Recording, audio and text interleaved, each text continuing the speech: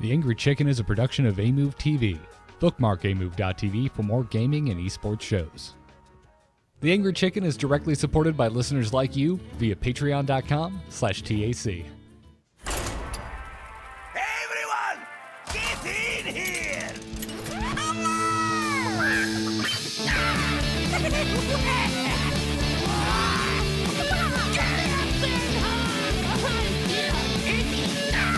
Ready for action! I've got the beast in my sight. A podcast about Hearthstone, Heroes of Warcraft. This is The Angry Chicken.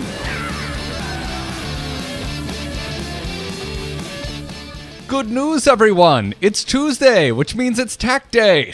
I'm Garrett Weinzerl. He's Willie Dills Gregory. She's Jocelyn Moffat, and we're back. This is the 256th episode, which is no particular round number that anyone celebrates, but I just felt like mentioning it. It's a lot. The last episode before Witchwood, right? Right? Probably. Right? Last Maybe. year of the 10th, mammoth. right? We're not sure. Maybe. Yeah, if I believe it, it's true. Yeah. I hope so. April 10th, man. I'm on board for that date. I hope so too, even though I've fallen back in love with Secret Mage, and I'm kind of sad to see it go, if I'm being honest with myself. I am not. Yeah, I was thinking about the other day, should I start playing some of these decks that are going to go away so I can kind of get them out of my system? And I was like, nah, I don't care about any of these decks. No. I care about literally zero of these decks. Yeah. I'm ready for new decks. Mm. Ready for new things to be happening. I've been playing a lot of Wild on my other accounts, just getting quests done and not laddering or caring at all. Well, fine. I log in, I get my packs, and then I get out. That's it. I think I fell off so hard in the back half of last month that I'm now reinvigorated again, just in time for all to go away. That can happen. I mean, Hearthstone is kind of that game, right? It's like it can always just grab you again when if you step away for just a second and then you start playing, you're like, oh my god, I love this game. It's so good. Yeah. Because like when I'll step over to like Eternal or for a little bit and just be like, okay, let's play this other card game. This is fun. And then I'll have one game where I don't draw any mana, and I'm like, you know what? I'm going back to Hearthstone. Like, this is stupid. I always have mana in Hearthstone. Yeah, Hearthstone gives me mana. All right. This game might do a lot of other things right that I've been asking Hearthstone to do for years, but you know what Hearthstone never lets me down with? Mana. Mana. I know on turn 3 I will have 3 mana. By the way, that's it's been so long since we talked about it. Playing other games, like have you guys dipped into the Magic Arena stuff yet at all? Are you guys in there? I opened some I'm packs. not either, but I've been watching some streams. And man, people swear up and down that land cards and everything adds like a next level amount of strategy. I don't think it does. I really don't think Maybe a next level amount of annoyance. It's just, I mean, sure, there is definitely like you can mess. It adds like another thing you can mess up at, right? Which is not tapping your lands properly or not managing, when you play certain lands right. But once you get past a certain point, that's trivial and it's just a thing to do. It's like I compare it to like World of Warcraft, where at a certain point, like there's things that you just had to do, like remember to have arrows in your bag. For a hunter, like that was a thing, and then they just got rid of it because they're like, yeah, that's stupid. Like, why are we forcing hunters to just remember that they have? Oh, like you'd be in a raid and be like, I'm out of arrows. You're like, oh, you're the worst hunter. Yeah, well, it's stupid. It's like, no, I just forgot to get arrows. Like at a certain point, when you get past like the skill testing part of it and you just understand how your mana works, that's not a thing anymore that you worry about. You're worried about the plays. Well, you're worried about the board. You're worried about the spells. You're worried about the interactions, right? And I mean, you still have to worry about your mana in Hearthstone. You still have to use your mana efficiently. It just, don't have to drop from your deck. Yeah, but there is more to it in Magic because you have different colored mana and you have to, tap the right one to play the which spell and things like that. But like at a certain point, that's not a thing. Like pro players aren't like, how does this turn play out based on the mana I'm going to tap? Like it's about the cards, right? Like, I don't know. Like I feel like at a certain point that doesn't become some strategy testing thing anymore. It's just a thing to do. And Hearthstone got rid of it and put all the strategy back into the cards that you have in your hand and the gameplay. So here's what I'm going to say. We have 37 cards to cover today. I think this is a little reductive. I have counterpoints, but it's This isn't a magic show.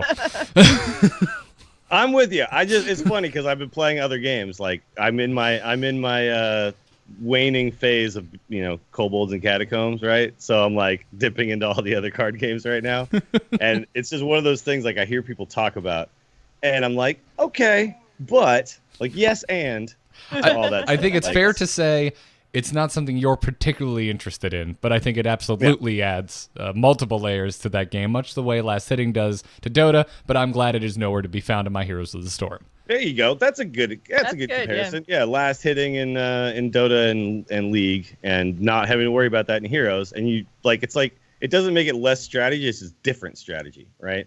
Like in Heroes, you're worried about other things. In Magic, you're worrying about that. In Hearthstone, you're not worried about that. You're worried about other things. Exactly. It's just different. That's all. And one more thing we just got to get in before we start talking cards. And speaking of things I'm worried about Hearthstone esports. Jocelyn, what the hell is going on in Hearthstone esports that apologies are being issued by Blizzard, and it's not apologizing for the fact that ladder feeds in the esports and in no way is a representative of competition in this game? Yeah, I don't think they'll ever apologize for that. So season 1 is over now. It finished with the month of March, and the month of March obviously was a mess on ladder. Everybody knows that. We got card packs for it. But what we didn't know until literally Friday was that they were screwing with things behind the scenes and not telling anyone. So they have officially put out a blog post, or I guess a forum post, and apologized. But basically what they did when they instituted the 30-game minimum, people had been camping ranks because it was so easy to get so high early in the month, and then you were literally penalized for playing, even with a really high win rate. So people were camping ranks, so they said, okay, you have to play 30 games this month, otherwise you don't get points. So then when people started playing games, they made the kind of volatility of the ranks, like it was a lot more touchy. So it's like winning a game would rank you up higher and losing a game would rank you up lower than normal. So there was a few days where there was this like crazy volatile ladder. And if you were winning, you could climb really easily. So they told us about the 30-game minimum, didn't tell us about what was actually happening in terms of the volatility of the ranks. And then once all the players were queuing again and Hearthstone felt that the ranks had kind of shaken out, then they reverted it back to the way it was working before they instituted the 30-game minimum, which meant there was essentially a like window of time where it was a lot easier to climb. And a lot of the pro players were really ticked off because this was also when we were having tour stops every weekend. So a lot of the pro players were actually traveling during this climbing window. So they were basically like, why did you tell us that? Like, why did we, first of all, had to try to figure this out on ourselves? Why did you tell us after the fact? You totally screwed over the last month of the season. So like, we don't know like what to do. We don't have any faith in the ladder system. And, where's our transparency? Where's our communication? And I think a lot of it really stemmed from the fact that they put the threshold for points in season 1 up at 45 points. And again, they haven't actually said, hey, here's our list of people who've actually made the playoffs. The last update to the list for points was actually made March 21st. So it doesn't take into account, I think, Oslo or this last March ladder season. So I think the kind of like fan tracked lists that I've seen have about 12 players from EU actually hitting the 45 point threshold. And there's like almost no one in the other regions. Like EU is by far the most competitive region. So there's a lot of players that are just kind of in this, like, did I make it? Did I not make it? Kind of limbo. So there's a lot of high legend and pro players that are really ticked off with Hearthstone right now. I would say rightfully so. Nothing from... I agree. I can't believe that they wouldn't tell people that they were making the ladder more volatile. That just blows my mind. Yeah, nothing from what you've told me, nothing from what I've seen on Twitter, like makes me think, oh yeah, they have this under control. Like they have a plan. It seems like they don't have a plan. Yeah.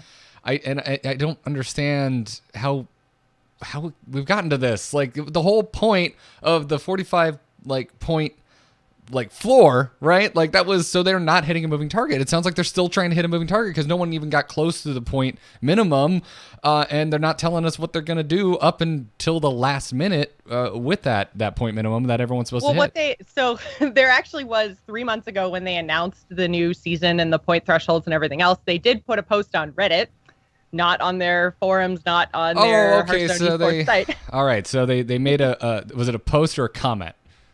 I'm not 100% sure. I had a direct link sent to me, so I'm not sure if it was actually, I didn't look at it closely enough to realize if it was a comment or a post, but it was on Reddit one way or another, and basically said they're taking the top 64, and if there are multiple people tied for the same amount of points at that 64th position, they'll take everybody with that point total. So they might end up with more than 64, cool. Which, when they're going to end up with more than 64 anyways, I don't understand why they didn't just lower the point threshold and say, like, halfway through the season, be like, whoa, their points are a lot more spread out than we thought they'd be. We're going to change it to 20 instead. They would have had a huge bracket in EU, but I feel like they would have been forgiven a lot more had they just put a lower threshold and there weren't as many people on the bubble per se. Yeah, because when I think archival integrity and easy to search for old posts, I think Reddit. Man. Well, I mean, this has kind of been the communication problem of Hearthstone a lot lately, is that when they communicate and where they communicate, it's never really brought together into one central location. Like, there's a lot of clarifications that happen on Twitter or Reddit, and then, you know, like, there's a lot of big things that we think should be one place that aren't, and some of the information's really difficult to find, and you really have to dig. And if you are a pro player and associated with a team and, you know, talking to everybody else, you're probably eventually going to find it, but it's definitely not as easy and straightforward as it should be. Yeah, that's what I'm talking about. Like, I'm not mad that they didn't, that their number was off, that, you know, more players didn't reach the minimum than thought. Like, that's fine. Like, I think that's a relatively easy mistake to make. Like, you overestimated in your math. Cool. But adjust it and talk to us sooner and let us know, and maybe talk to us through official means where it can be stickied and whatnot, and not just throw it on a Reddit where it gets buried a day later. I just don't understand why they say to us, hey guys, there's a 30 game requirement to earn your competitive points. And we're doing other things. Like, why don't they just tell us? What is the deal with just changing stuff and telling us about one thing and not all the other things? Because, well, it's the same problem that they've had with Arena for a long time, right? Of like micro okay, so they're like, we're going to change this thing, and then they tell us, and then they just throw in other stuff. Like, just why? Like, okay, like, I get this makes sense what they explained. They wanted to make things move around more so that players don't camp ranking spots, right? Yes. That makes sense. So tell all the players that you're doing that. Don't just do it and then, like, everyone's like, whoa, this is crazy. Everything seems different. Like, and we don't know why, right? And then they say, like, oh, and then we reverted it back. And they didn't tell us that either. Like, what the hell? Yeah. Who and all this stuff was running right a video at the game very, thinks that's very okay. end of the month. Like, I don't even 100%. I can't remember if this was actually posted on March, like the last day of March or the first day of April. But either way, it was basically like past the point of no return for a lot of the pro players, right? Yeah. Like, because they're used to a certain way of doing this ladder thing, right? They've been doing it for a long time now, years, in fact. Yeah. They're used to get to legend, just don't be dumpster, hang out a little while. Last few days of the season, start really like grinding up, right? And that's just not gonna work anymore, right? I guess. But they don't realize that. And then there's the whole thing with the point. Like, there's just so many things wrong with this. It's like, just imagine if we were just like, hey, we're just going to move the show to Thursday, but we're not going to tell anybody. Like, that's just kind of what they're doing. They're just. Or we tell everyone we're moving to Thursday and don't mention that we're going to be doing it at noon instead of. Yeah, but also it's going to be at 8 a.m. Yeah. And we're switching to a 20-minute format. And, you know, and we're also, and we're talking about Magic the Gathering now. Now you've gotten to the point where it makes sense. I was gonna say, I'm like, dude, we've totally changed days, like, without any warning. We always say it. Like, you change a day, but we always, like, tell people, like, a tweet goes out. Yeah. It literally just didn't say anything until after the fact, right? Like, even though there was an actual official post about the 30 game minimum thing, They could have Yeah. just appended to that and said, by the way, for the next few days, it's going to, when you play the game, it's going to change your rank a lot. And then, I mean, people may not have played their, I think that's why they did it, is because if people knew that their rank was going to change a lot for a couple of days, they would have waited and played their 30 games when it wouldn't impact their rank as much. Like, the March season was just a total and utter shit show. I mean, I understand that they've changed the ladder in a big way, so they're doing some other stuff. They're like fiddling with the works right now, and I'm happy that they are. But all I want is just to know what's going on, and I think a lot of the players, that's all they really like. They're okay with them fiddling. They just want to know what the hell's going on, so that they can strategize around it. Yeah. Right? Yeah. Do you guys remember like years ago when we were like, oh, they should schedule tournaments around expansion releases so that expansion releases don't happen right before tournament? Like that was our biggest esports concern. What a quaint time. What a quaint time we were that so was. young and naive. Yes. Yeah. So that's the thing. Like, do whatever you think is best. Just let us know about it. I don't understand how this is a constant narrative with Hearthstone. I truly don't understand it. It used to, Jocelyn, you're like, oh, there's like a long history of that in Arena. I'm like, right now, it used to just be the game in general. Like, patch notes were just like you're sitting there with a crystal ball trying to divine what actually happened to the game. Yeah. There's so many examples of this, like Naga Sea Witch getting changed, like all these things where you're just like, you just have to discover it, and discovering things is fun. Discovery is one of my favorite mechanics, but not when it impacts like people's livelihood though. Like people are trying to make really money. Important, especially when now a lot of the pro players feel that they have to attend these HCT tour stops. There's a lot of money being invested in people traveling places and places to stay and everything else that goes along with making a worldwide Hearthstone championship tour. It's no longer just I get to play at home and, go attend online tournaments and go to whatever DreamHack happens to maybe come close to me. They've literally put a system in place that has a different tour stop around the globe almost weekly. That's a hell of a lot of travel and a hell of a lot of an investment for a pro player. So if they want people to take it that seriously, they can't be doing stuff like this. They just can't. Sure. Right. Yep. But I will accept Jesse Hill's sincerest apology as long as we get packed. Well, sure. As long as they change this policy of not telling us crap. Yeah. Like, just start telling us everything, please. Apologize, but then mean it by showing us and changing your change actions behavior and be afterwards. better going forward. Yeah. Change the behavior, and then we're good. Yeah. My biggest thing with this is here is a day where we have 37 new cards to talk about. Some of them are supremely sweet. I don't want to talk about this crap. I don't care about your, frankly, Hearthstone, I don't care about your esports right now. It's boring. The meta's dead as far as I'm concerned. I don't care. I'm sorry I brought it up. I thought it was important. No, it is important. I'm not mad at you. I'm mad at Hearthstone for dropping the ball to the fact that where this is newsworthy. Yeah. I just want to talk about cool cards. Also, 37 cards. Did I miss 3? Oh, damn it. Or maybe, I don't remember. What are we at now? I don't know. Over 30 cards. We have a lot of cards to talk about today. That's the point. We should talk about that. We also have sponsors to thank.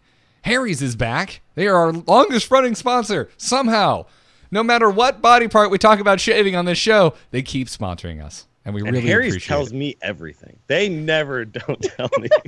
Harry's never sends me. They are fully transparent. They are. I never Harry's never had to apologize. Yeah, I never order my Harry's razors, and it just shows them like, hey, by the way, we went down to 1 blade on our cartridges this month. We just figured we'll see what happens. We wanted more variance in our razor numbers, so you might get 3, you might get 1. No, every single time my Harry's order shows up, I get my 5 precision-engineered blade cartridge, complete with lubricating strip and a trimmer blade. I get it every time.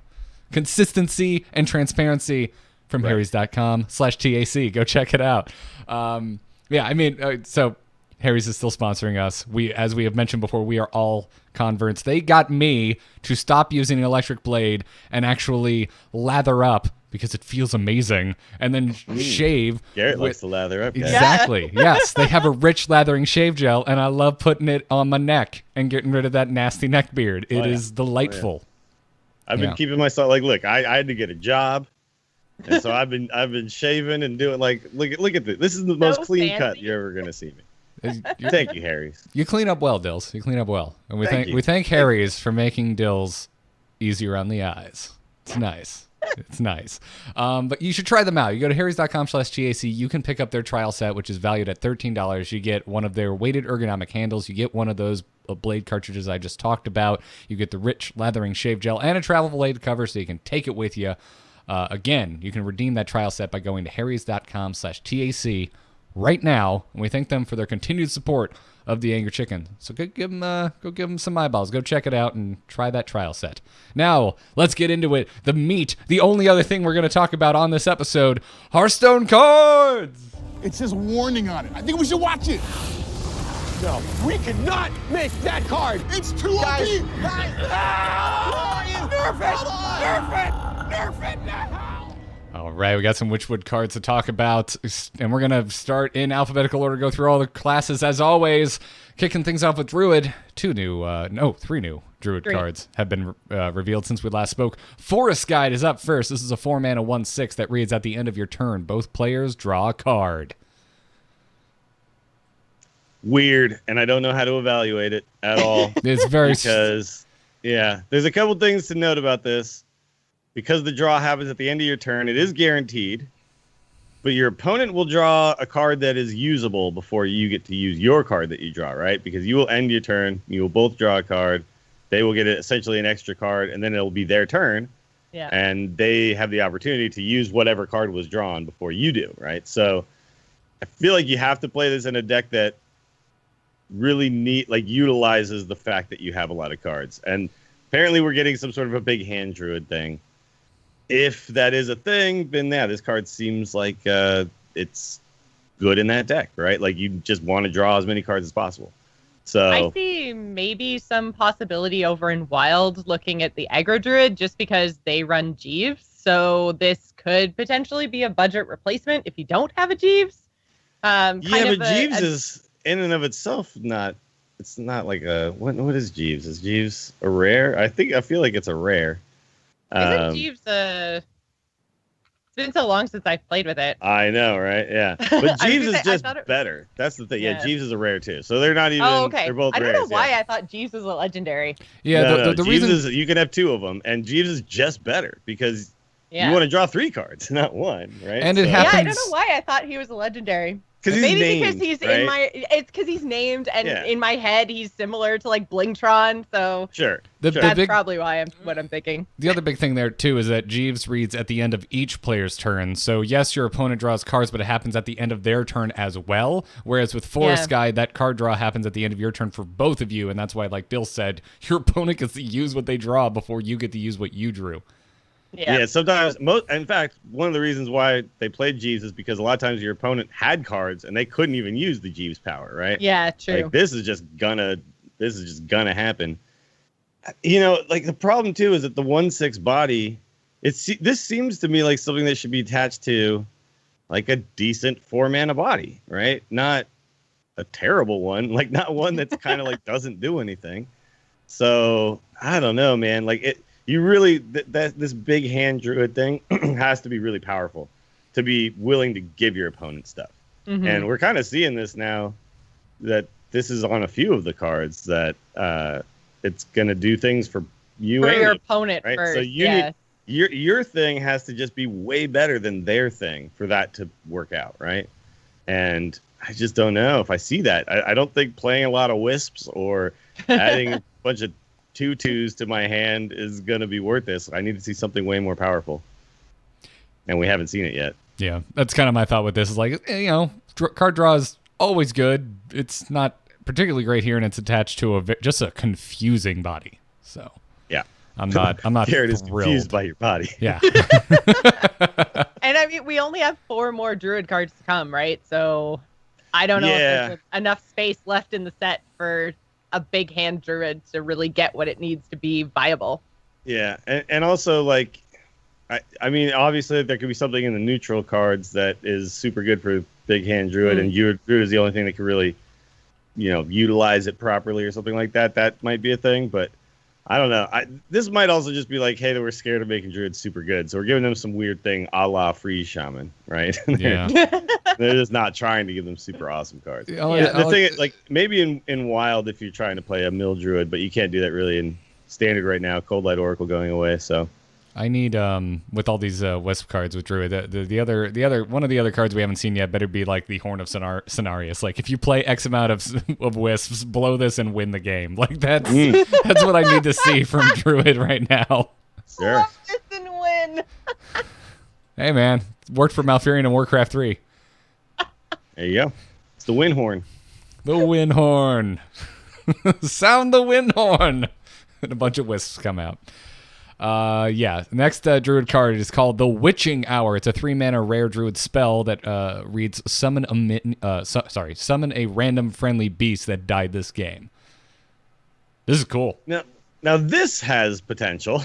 Yes.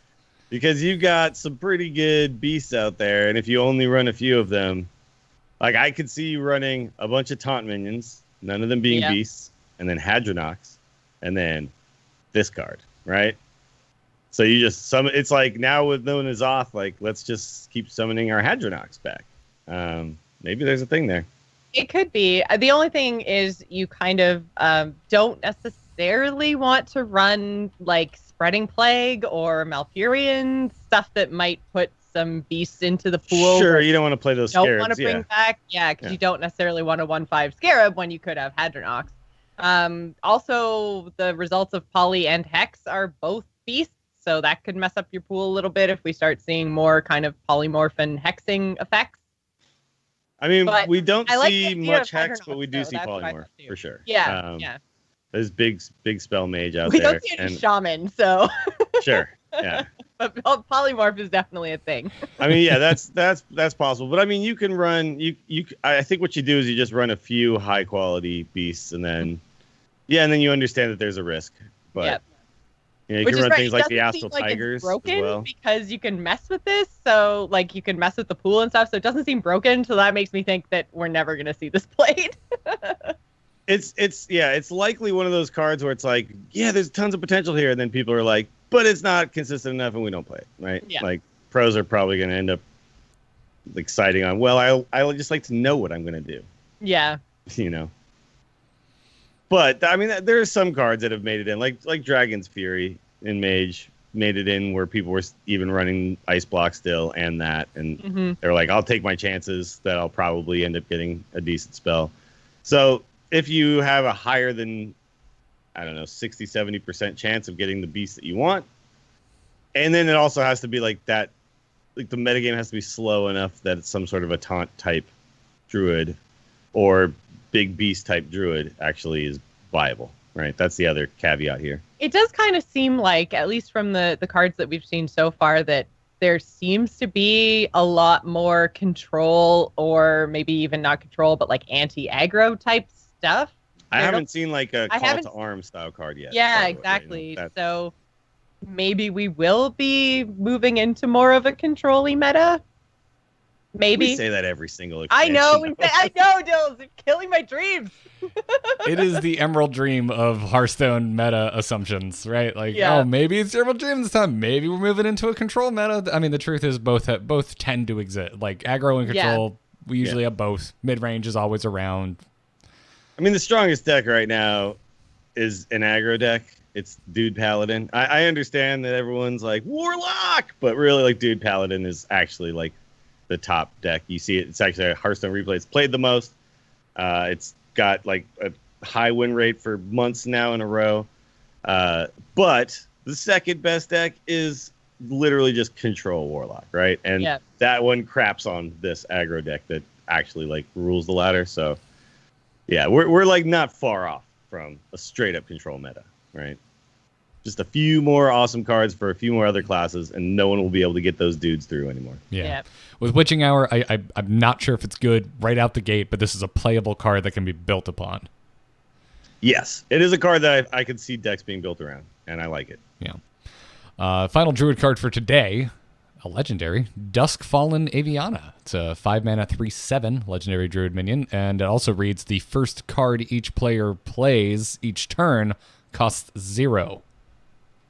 This is another one with the same Forest Guide effect where your opponent gets to do it before you do. Exactly, yeah. You don't get to play this and then play a 0-cost card because this will be the first card you play. One, yeah. Yeah, I'm so confused by these cards. You know, Tice recently was competing at High Legend with Millhouse Manastorm in his Control Paladin deck. That being said, he's also pulling it with Call to Arms, and that was the purpose of Millhouse, right? So, but I mean, there is something to be said for if you can give your opponent free stuff, it doesn't always come back to bite you in the ass. But by turn 5, if you're allowing your opponent to play something for free, it's probably going to be something really good. And unless like Millhouse is you're turn playing 2. against an aggro deck, right? Like Sure. then, Decent against aggro who doesn't have a lot of expensive cards. exactly. Yeah.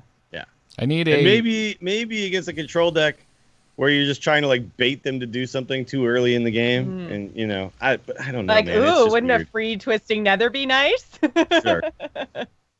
But I mean, against like mage, like imagine giving them 0 cost Kabbalist tomes, or against other druids like 0 cost Pyroblast. UIs and 0. Yeah, like Firelands portals. Wait, no, Yeah. Firelands portal's going away. Firelands portals. I think Yeah, it's Kabbalist going. tome was going away too, isn't it? But whatever. Yeah. I mean, I'm just saying, like these are like strong cards. Yeah. And also, Wild exists. So you know what, chat? Yeah. I don't care if it's going away. We're talking about cards that are not going away. They're going to Wild. They're going to I'm Wild, just yeah. saying. I just don't understand why I need, like, because in my head I'm like, you know what I need? I need druids need secrets, and they need one like they need one that pops at the beginning of your turn that recruits a 5-cost minion. Like that's what I need here for Darkfall on Aviana, or a Death Rattle recruit a 5-cost minion. And I want to know, why do I have to work that hard for the effect on my own card, where if I just play it, it's straight up better for my opponent in the short term. It's super weird, man. It's super weird. So it's hard to evaluate, and maybe there's just a world where this is actually super awesome, and we just can't see it get yet. pulled by Oakheart, right? Technically. It could, but Yeah. it'll still be good for your opponent. Like, Yes, it's not a yeah. battle cry. It's just an effect. Right, because if you play Oakheart, If you it's played still Oakheart, the and you first got pulled, card you played. You'd spend 9 mana on Oakheart, and then it would be Right. your opponent's turn. Yeah, because Yeah. it's still that's the battle cry that still happens. Yeah, you're right. It's Yeah. not a battle cry. It's just an effect. Like it's Yeah. just, as long no, as no, it's I mean, alive. Oakheart is the battle cry. Was Sure. my It's just So Oakheart is still your first card. So even if you recruit this, Yeah, you don't- yeah, there's- recruit Aviana, there's still a turn that needs to be resolved before you get. So here's how you do it. You play friggin' Alarmobot. And Alarmobot love just this idea pulls them already. at the beginning of your turn. we're gone. We're done. I understand. And then your first card is free because you didn't Yeah. even play a card. Yeah, Alarmobot Druid. I figured it out. Cool. Well, you know what? I'm just going to move on to the next card, which brings us into Hunter, which had a ton of cards revealed, which means now we're talking about Dire Frenzy. We're going to kick things off with this card. It's a 4-mana common Hunter spell that reads, give a beast +3/+3. Shuffle 3 copies into your deck with +3/+3. So it's a worse Kings when you play it, with potential to then be super awesome. But here's the Hunter issue. doesn't draw a lot. Yeah, you need to draw a lot. So Hunter needs to figure out how to do that. And I'm not seeing draw on any of these other cards that they're being given. And we've So got to almost me- all the Hunter cards now, right? Where there's 2 more, I think. Yeah. Hunter cards. But here's the thing though. If you could play only a specific few beasts and then you can recruit them, then maybe, right? Yeah. You like put them in there and then you recruit them. So you can Stitch Tracker them, right? Because they'll I think have so, the yeah. +3/+3 in the deck. You can, and that would even pull a copy of them, right? So Right, I mean, so there's it's still things. in your deck. The thing is, it Yeah. won't work with like Spell Hunter because Okay. as soon as you put those 3/3 copies of minions in your deck, it will deactivate all your. You don't play this if as you Spell have Hunter. You play this in Recruit Hunter. Yeah. Yeah. Because obviously you need beasts on the board, and then Yeah.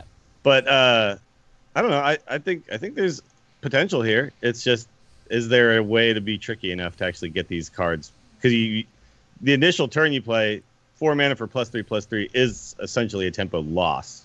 Yeah. Because a 4 mana card should give +4/+4, right? Blessing of Kings. So the turn you play, you're spending more on something than you should. But it's got the potential. It's like the spider card in Rogue. Like, if you can figure out how to cycle through your deck fast enough, suddenly that card becomes pretty good. Right. I could see like Unleash Cult Master. I could see the little 2-1 with Rush and Cult Master. I could see things like that happening. Where maybe that allows you to draw through the deck fast enough. Yeah, and this is close, right? Like, it's a tempo loss. It's not that big of a tempo loss. It's not like the immediate buff is terrible. Buffs have always, in any card game that has buffs like this, they've always been risky, because if whatever you buff, if they weren't risky, then right, everyone to play them. Right, it's you're always at risk of card disadvantage in how your opponent deals with your buffed minions. So it's always needed to either give you enough value immediately, or have something else on the back end of this. And this certainly has has a back end on it, which I now realize it has a nice back end. Yes, Dire Frenzy got back. I like this card a lot.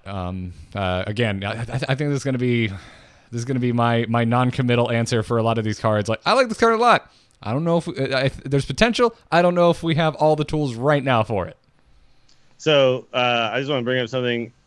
Diego Cedric in chat said 4/4 Stone Tusk Wars and 7/7 the next time around. I think it will stack like that, because someone said that they don't think it'll stack like that. I think if you draw the 4/4 Stone Tusk Boar and then play Dire Frenzy on that particular boar, I kind of think that it will stack like that. Yeah, you would need a second copy. That would make sense to me in my head. Like, you would need it is now a 4/4.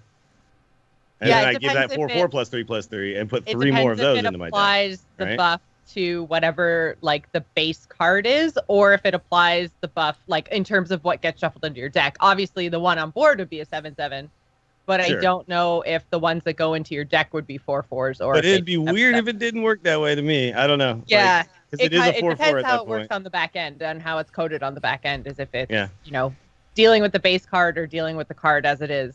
Sure. That is true, because there is that whole thing about when cards like switch phases or whatever. Like, so.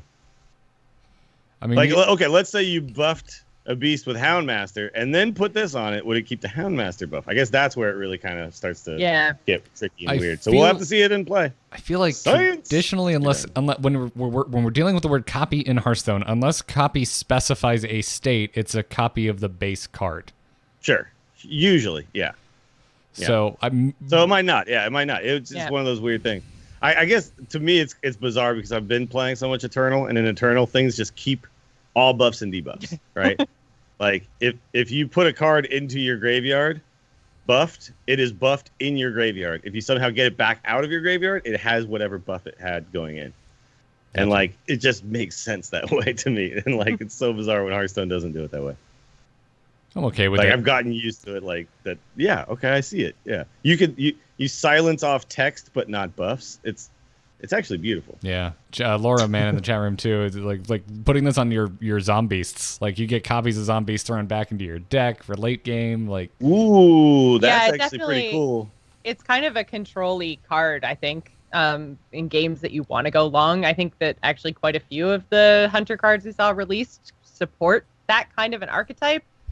But we've seen them try to support that archetype in the past, and it's never really been enough, because of just like they don't have the healing, so they're usually dead by the time you get to late games. So between the lack of card draw and the lack of healing, I don't know if you're going to get to a point where frenzying a Zombeast and then pulling it out of your deck and replaying it again, like either won or lost by that point. Yeah, they need a lot of tools there, and I think that it just probably won't happen, but. Well, every card they're getting right now that I'm looking at doesn't look like an aggro card to me. It looks nothing's aggressive. It's all very control-y. So I hope so, because I feel like Hunter's been kind of like pigeonholed for the entire history of Hearthstone, and they keep trying to give him control cards, but the control cards can never be as good as some of the other control classes because of the hero power. It just makes Hunter too powerful, because they can control and also damage your face at the same time. Yeah, I just need if they're too good at control, they just become too good at the game. I just need a hero card Jaina for Hunters. You know, I will remove one of my damages, let me choose where it goes, and all of a sudden I can control the board. And just give Jaina a Hunter costume, make it a hero card for Hunters. I'm good. Anyways. A lot more Hunter cards to talk about. Duskhaven Hunter is next. It's a 3-mana 2/5 rare minion that has stealth. Also reads, each turn this is in your hand, swap its attack and health. So this is one of the Worgen minions. So when you first draw it, it'll be a 2/5. Next turn it'll be a 5/2. The turn after it'll go back to a 2/5, so on and so forth. I think this is still a silly effect. As do I. It's weird. Yeah, I prefer Bear Shark. Bear Shark is a beast. Just Bear Shark, guys. it's just, I don't know. Even it's clearly better as a 5/2 with stealth, but that's still not a very good card. Like, I don't know. People don't play. We have a 4/2 with stealth already. I don't think making it a 5/2 suddenly makes that super viable. It's probably not going to see play. It's not a beast either, so you can't utilize its stealth. If only Worgens were beasts. Which I know. What if like when it switched into the other form, it suddenly was a beast? Like that'd be kind of cool because then I could see some things happening. But it's basically just this card is like super boring, and here is pack filler. Like this really feels like decent. All of these Worgen cards feel like they should have been choose one, and someone was like, "Well, that's the Druid thing," and instead of doing what would have been interesting, they went like the path of least resistance to keep some semblance of class identity in Druid. I'm seeing people talk about Dire Frenzy like, bro, it's not a beast. Yeah, it's not a beast. You can't put Dire Frenzy on this. Wing Blast is next. It's a 4-mana rare spell for hunters. It reads, deal 4 damage to a minion. If a minion died this turn, this costs 1. Ooh. I like this card a lot. This is kind of the things that Hunter needed if they wanted to beat control is some cheap removal. And, they had Quick Shot at one point in time, and that was pretty okay. This is kind of more awesome. And the thing is, you will have to make a trade. So you'll have to kind of have something on board or some other way to remove things. Like you could have a weapon equipped or something like that. So it's got a condition that's not super trivial to meet, but once you meet it, like this is pretty sweet. So well, and the thing is too, again, this is Corridor Creeper. It's any minion, right? So it doesn't have to be a friendly minion. And the other thing is too, just putting this in Hunter might make other classes play a little bit more conservatively against you. If they don't want you to have things to remove, they might trade to get value out of their minions or things like that. So I like that this card exists because I feel like it might make opponents play differently against Hunter. So even just the fact that you might have Wing Blast in your deck is a good thing. And that's kind of how I feel about the next card we're going to talk about too, Rat Trap. Even if you don't necessarily play it, it's going to make your opponents play differently, potentially. Well, for the first month of the expansion, and then everyone's going to know exactly what 30 cards are in your deck because everyone's playing the exact same set of decks. I swear I'm just going to start calling you Dills the Dream Killer because honestly... Look, I mean, I'm just being real here. I know, Arena, for sure. Once people start to realize what the best builds are, sure. But at least initially. I think it's just... But I mean, if Control Hunter becomes a thing, this is one of the reasons. Right? Yeah. Like this super good removal. This is just a good card. This is a really good, strong card. Mm-hmm. And even like 4-mana deal 4 is not the worst thing. It's not terrible. Condition. It's not awful. It's still going to have utility. Yeah. But sometimes it's going to be like super tempo switching. Like you're going to be like, yeah, I kill a thing for 1 mana and then I get tons of mana to play stuff. It's going to be great. It doesn't ask that much of you. Like, hey, do you have a minion on board? Are you going to do some trading? Do you wish you could do more trading? Well, here you go. Yeah, in a game where trading happens basically every single turn. Mm-hmm. Yeah. I think Wing Blast is just damn good. Rat Trap is next. Hunter's getting a new secret. This is a 2-mana epic Hunter secret that reads, after your opponent plays 3 cards in a turn, summon a 6/6 rat. Yes. Yes. The payoff is huge. The ability to play around it, huger. But, I mean, if you've got especially obviously Rogue is the one that comes to mind first and foremost when it comes to playing more than 2 spells or more than 2 cards in a turn, right? So I think it depends on what styles of deck. Like if you've got a lot of decks that are playing 1 card a turn, something like Tempo-y or Control-y, then not so much. But if you've got, a lot of aggressive decks or a lot of rogues, then this might actually be viable. And even then, like I said, with Wing Blast, it's nice to see that they're changing the ways that you have to play around Hunter secrets. It's just like you can't play around this the same way you play around, freezing trap or explosive trap. You know what I mean? Like it's a new way to trigger a secret. So I like it. Yeah, it's a cool card. I just feel like when it in practice, it's not going to be that powerful. Like the effect is really powerful, but against an aggro deck, if you get a single 6/6, they probably won't care because they're going to be like, yeah, well, I only attacks once a turn. I'm just going to keep pounding your face in. Like you see now, like I'll be playing against a dude pally or something like that, and I make a big Van Cleef, and they're like, whatever, dude. Like I've got 7 minions, you got 1. Like we don't care. So yeah, like in certain cases, this is gonna be really cool. But the problem is like, against control decks aren't even gonna play more than 3 cards a turn. Against aggro, I'm getting 1 minion. So yeah, against rogue, sure, I'm putting a threat on the board, but then they're just like, that's easy to kill. Like I'm rogue. So I don't know. Like I'm not sure. I need to see this working. I need to see this in action, right? Because like I see. Okay, so like Narfire in the chat just said it deters combo decks from dominating, but even then, like if combo decks just play their combo and kill you, right? Yeah, so they don't care if you get a 6/6 along the way. Like they're like, but my combo kills you. That would be interesting, right? Like if it could taunt, because then if you're like looking at combo priest, they have 1 big minion, they're like combo, and you're like bam, taunt, and they're like, oh, now I can't hit face. Yeah, sure. Like if they try to make like a giant Leroy to hit your face, and then 2/6 or a 6/6 taunting rat came out, and they're like, damn, now my Leroy can't go face. Yeah. Okay, sure, but most of the time, like when combo decks combo, you're dead. They just kill you. So. Yeah. I think that this is good against aggro in conjunction with the other tools Hunter kind of already has in conjunction with other traps. It's good. It's one extra thing. Like my 6/6 rat only hits once a turn, but in conjunction with things like explosive trap and freezing trap, it's one more sweet tool. But my biggest concern, you already mentioned, Dills, against control decks. I feel like this is just taking up space. Loadbar in chat says, this makes the priest weapon unplayable. Yeah. This card right here. This card. Yeah. This is what this card, man, that priest weapon was about to dominate the meta. Thank God Rat Trap came out. All right. Moving on to Toxmonger. That's next. 4 mana, 2/4, epic hunter minion that reads whenever you play a 1-cost minion, give it poisonous. That's cool. That is cool. Yeah.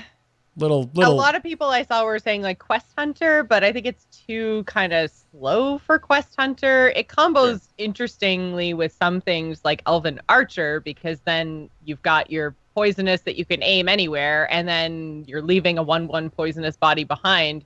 It would have been super cool if it said summon, not play, because then it would work with like Unleash the Hounds.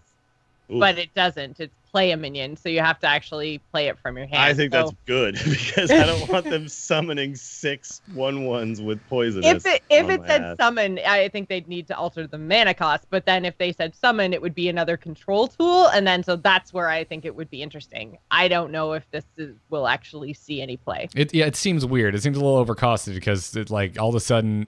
You're right, Josh. This is a control card, but it's at 4 mana, and it makes me want to include 1-cost minions in my control deck. Yeah, but you're putting 1 cost. Like, you don't think of them as minions in your control deck. Like, you're not turn 1 plays.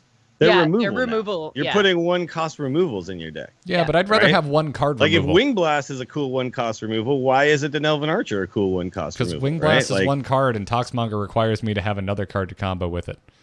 Sure, but there's plenty of things that require you to have another card to make it totally work, and it's totally good. Like in a control deck, I could definitely see like 2 Toxmongers, a couple Elven Archers, a couple of Stone Tusk Boars, and being like, I have ways to remove tons of things now. Like people play potentially. People play Hunter's Mark and then another spell onto that minion to kill it all the time. Like that's the thing.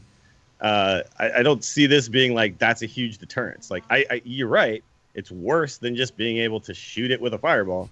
But Hunter doesn't have fireball. Hunter needs like Toxmonger to be able to actually remove some stuff. It's okay. I just think, it could have had 1 more attack. Like it feels like it's a little, the card itself is a little underpowered for what it's asking of me.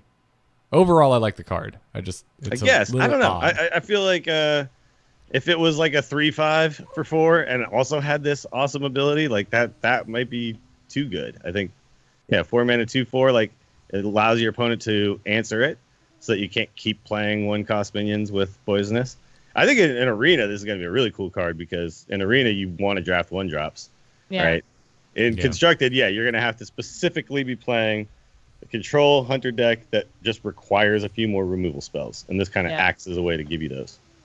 He looks like he's hanging out with a haunted creeper down there. He's petting a spider. Well, yeah, you got to get that poisonous venom from somewhere. Out of all the cards that Hunter got, though, it's like I think this one is one of their better ones, because we're about to talk about the next one, which is like just straight trash tier. So yeah, like I'm like, why does trying this to give always this one the happen to their legendaries? Yeah, why you hate Hunter legendaries, Team 5? Like I don't mean to, be like, well, the card is bad. Like, I get it. Bad cards need to exist. But why the legendary? Let's talk about it. It's Emerus, a 10 mana, 8/8 legendary hunter dragon. Emerus's battle cry reads, double the attack and health of all minions in your hand. Wow. Okay. So excited. So it is trash tier, but looking at all these other cards, I can see where they're trying to push Hunter. Yeah. And this card complements that Hunter deck that they're trying to push on us. That being said, man, you have to spend your entire turn doing this. Yes, your whole turn to play. Your an whole 8/8. turn is this. So it's like it's a 2. Even if you get your Death Knight down and you've got some zombies in your hand, and then they would be awesomely buffed with Emerus, it's like you're just playing an 8/8 when your opponent's probably doing a lot more stuff. So you're not impacting the board really all that much. It doesn't have taunt. They can just ignore it. It takes like that turn and then your next turn to actually take advantage of your effect and do your combos. So it feels so slow. And like, if you're already at the point where you've got a bunch of zombies in your hand, you've probably made them specifically for whatever the board state is.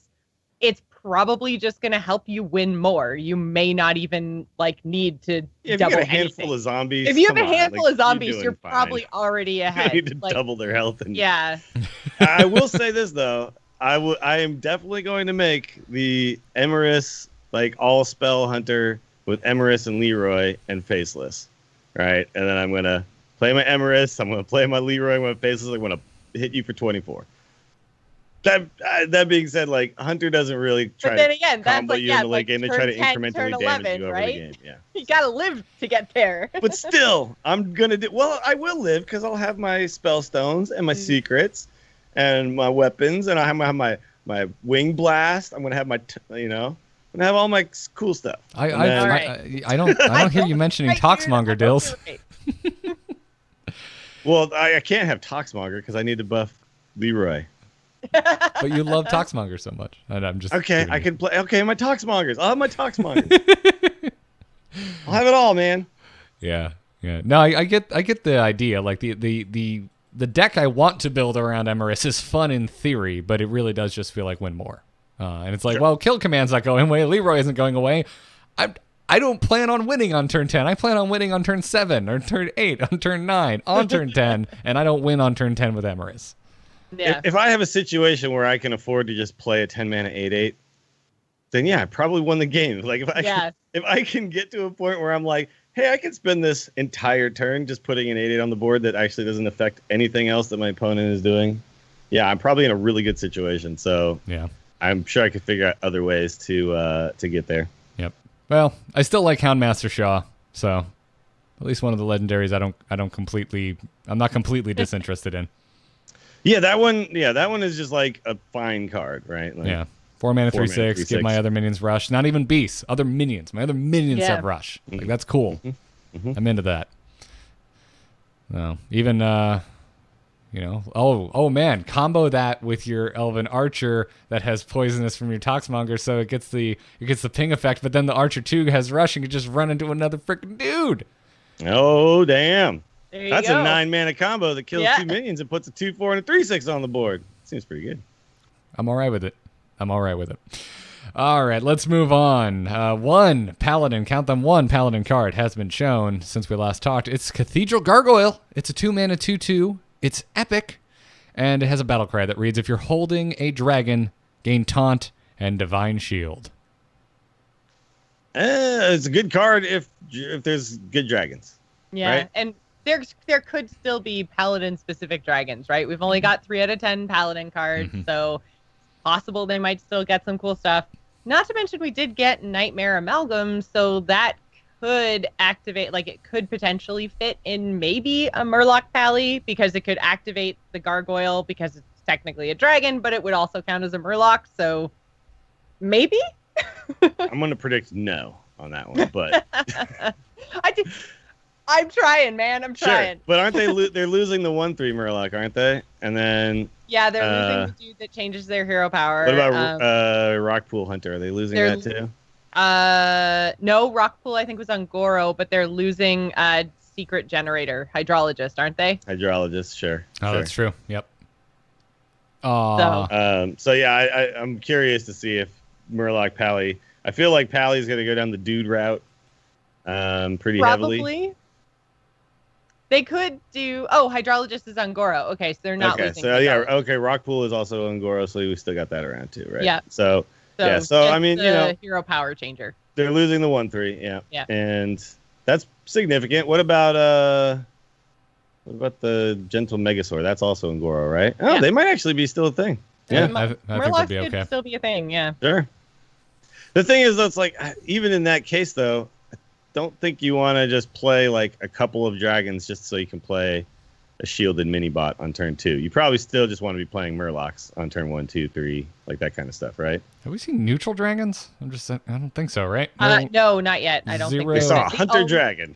Yeah, the That's Hunter right. Dragon. Yeah, but I don't think that there's been anything other than the Nightmare Amalgam. But we haven't seen all the neutral cards, they're and losing we the have. chum. There you go. Yeah, That's what I'm yeah. thinking. Okay. But yeah, so they haven't Seven. they haven't shown us 7 Pally cards, and there's still a lot of neutrals to come. So this isn't the only piece of dragon synergy either. I think there's another 1 or 2. Yeah, there's the beast that has rush if you have a dragon. Yeah, so I mean, So there has to. I would think there has to be at least 1, if not 2, dragons coming. We just haven't seen them yet. Mm-hmm. But yeah, I mean, it's possible. Like, you're also losing Curator, which hurts some dragon things. But Curator, I think, hurts the beast more than the dragon.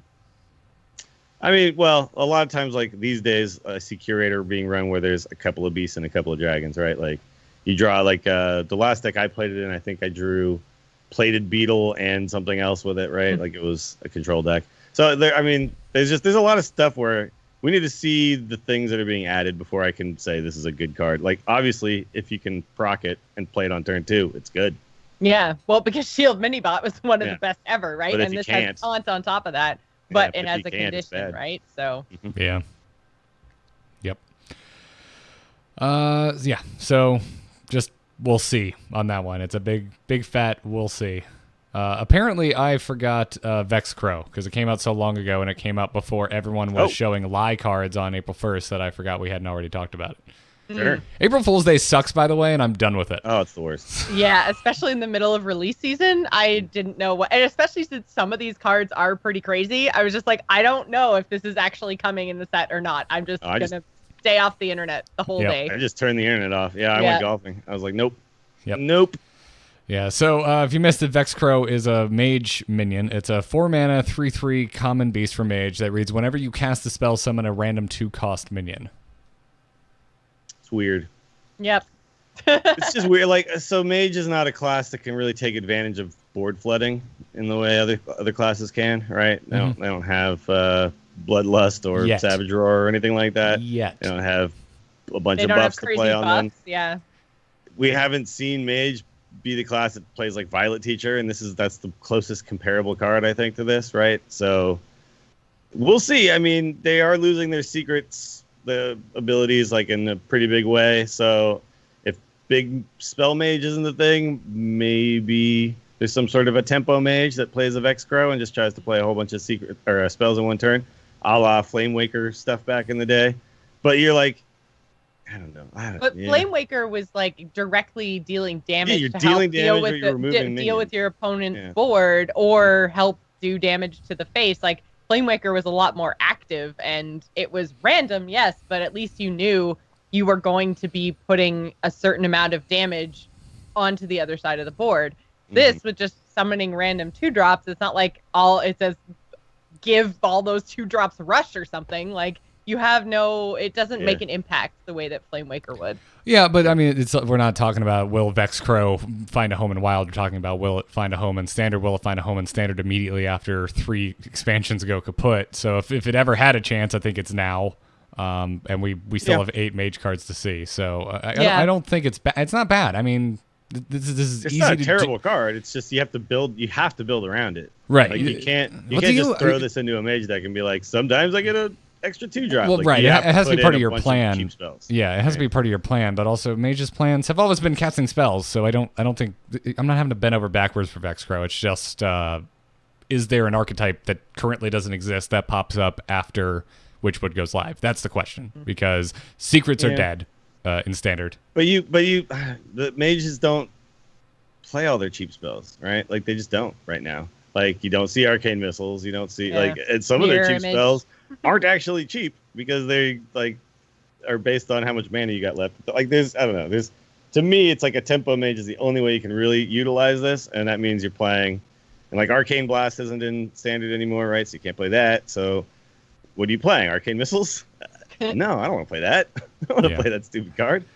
I don't really see, unless we see a bunch of cool cheap spells come out, I don't really see that deck kind of cropping up. Big spell mage is just going to be better. Right. That was my point. Like depending on cards we don't know yet, now or down the road, that's going to depend for Vex Crow. Sure.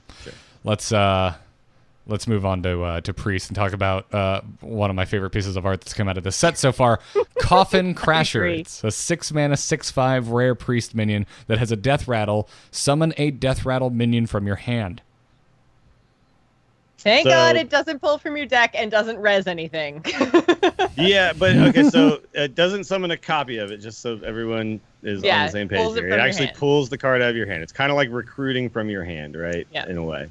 So rather than recruiting from your deck, it's pulling it straight out of your hand. So there's a couple things here. I don't think there's enough powerful Death Rattles right now. We obviously haven't seen all the cards, so there might be some really cool ones. I don't think there's enough good Death Rattles yet to really make this work. Like, obviously, an Obsidian statue is awesome if you can pull that out of your hand, right? But you have to draw it and have it and then play this and then have it die.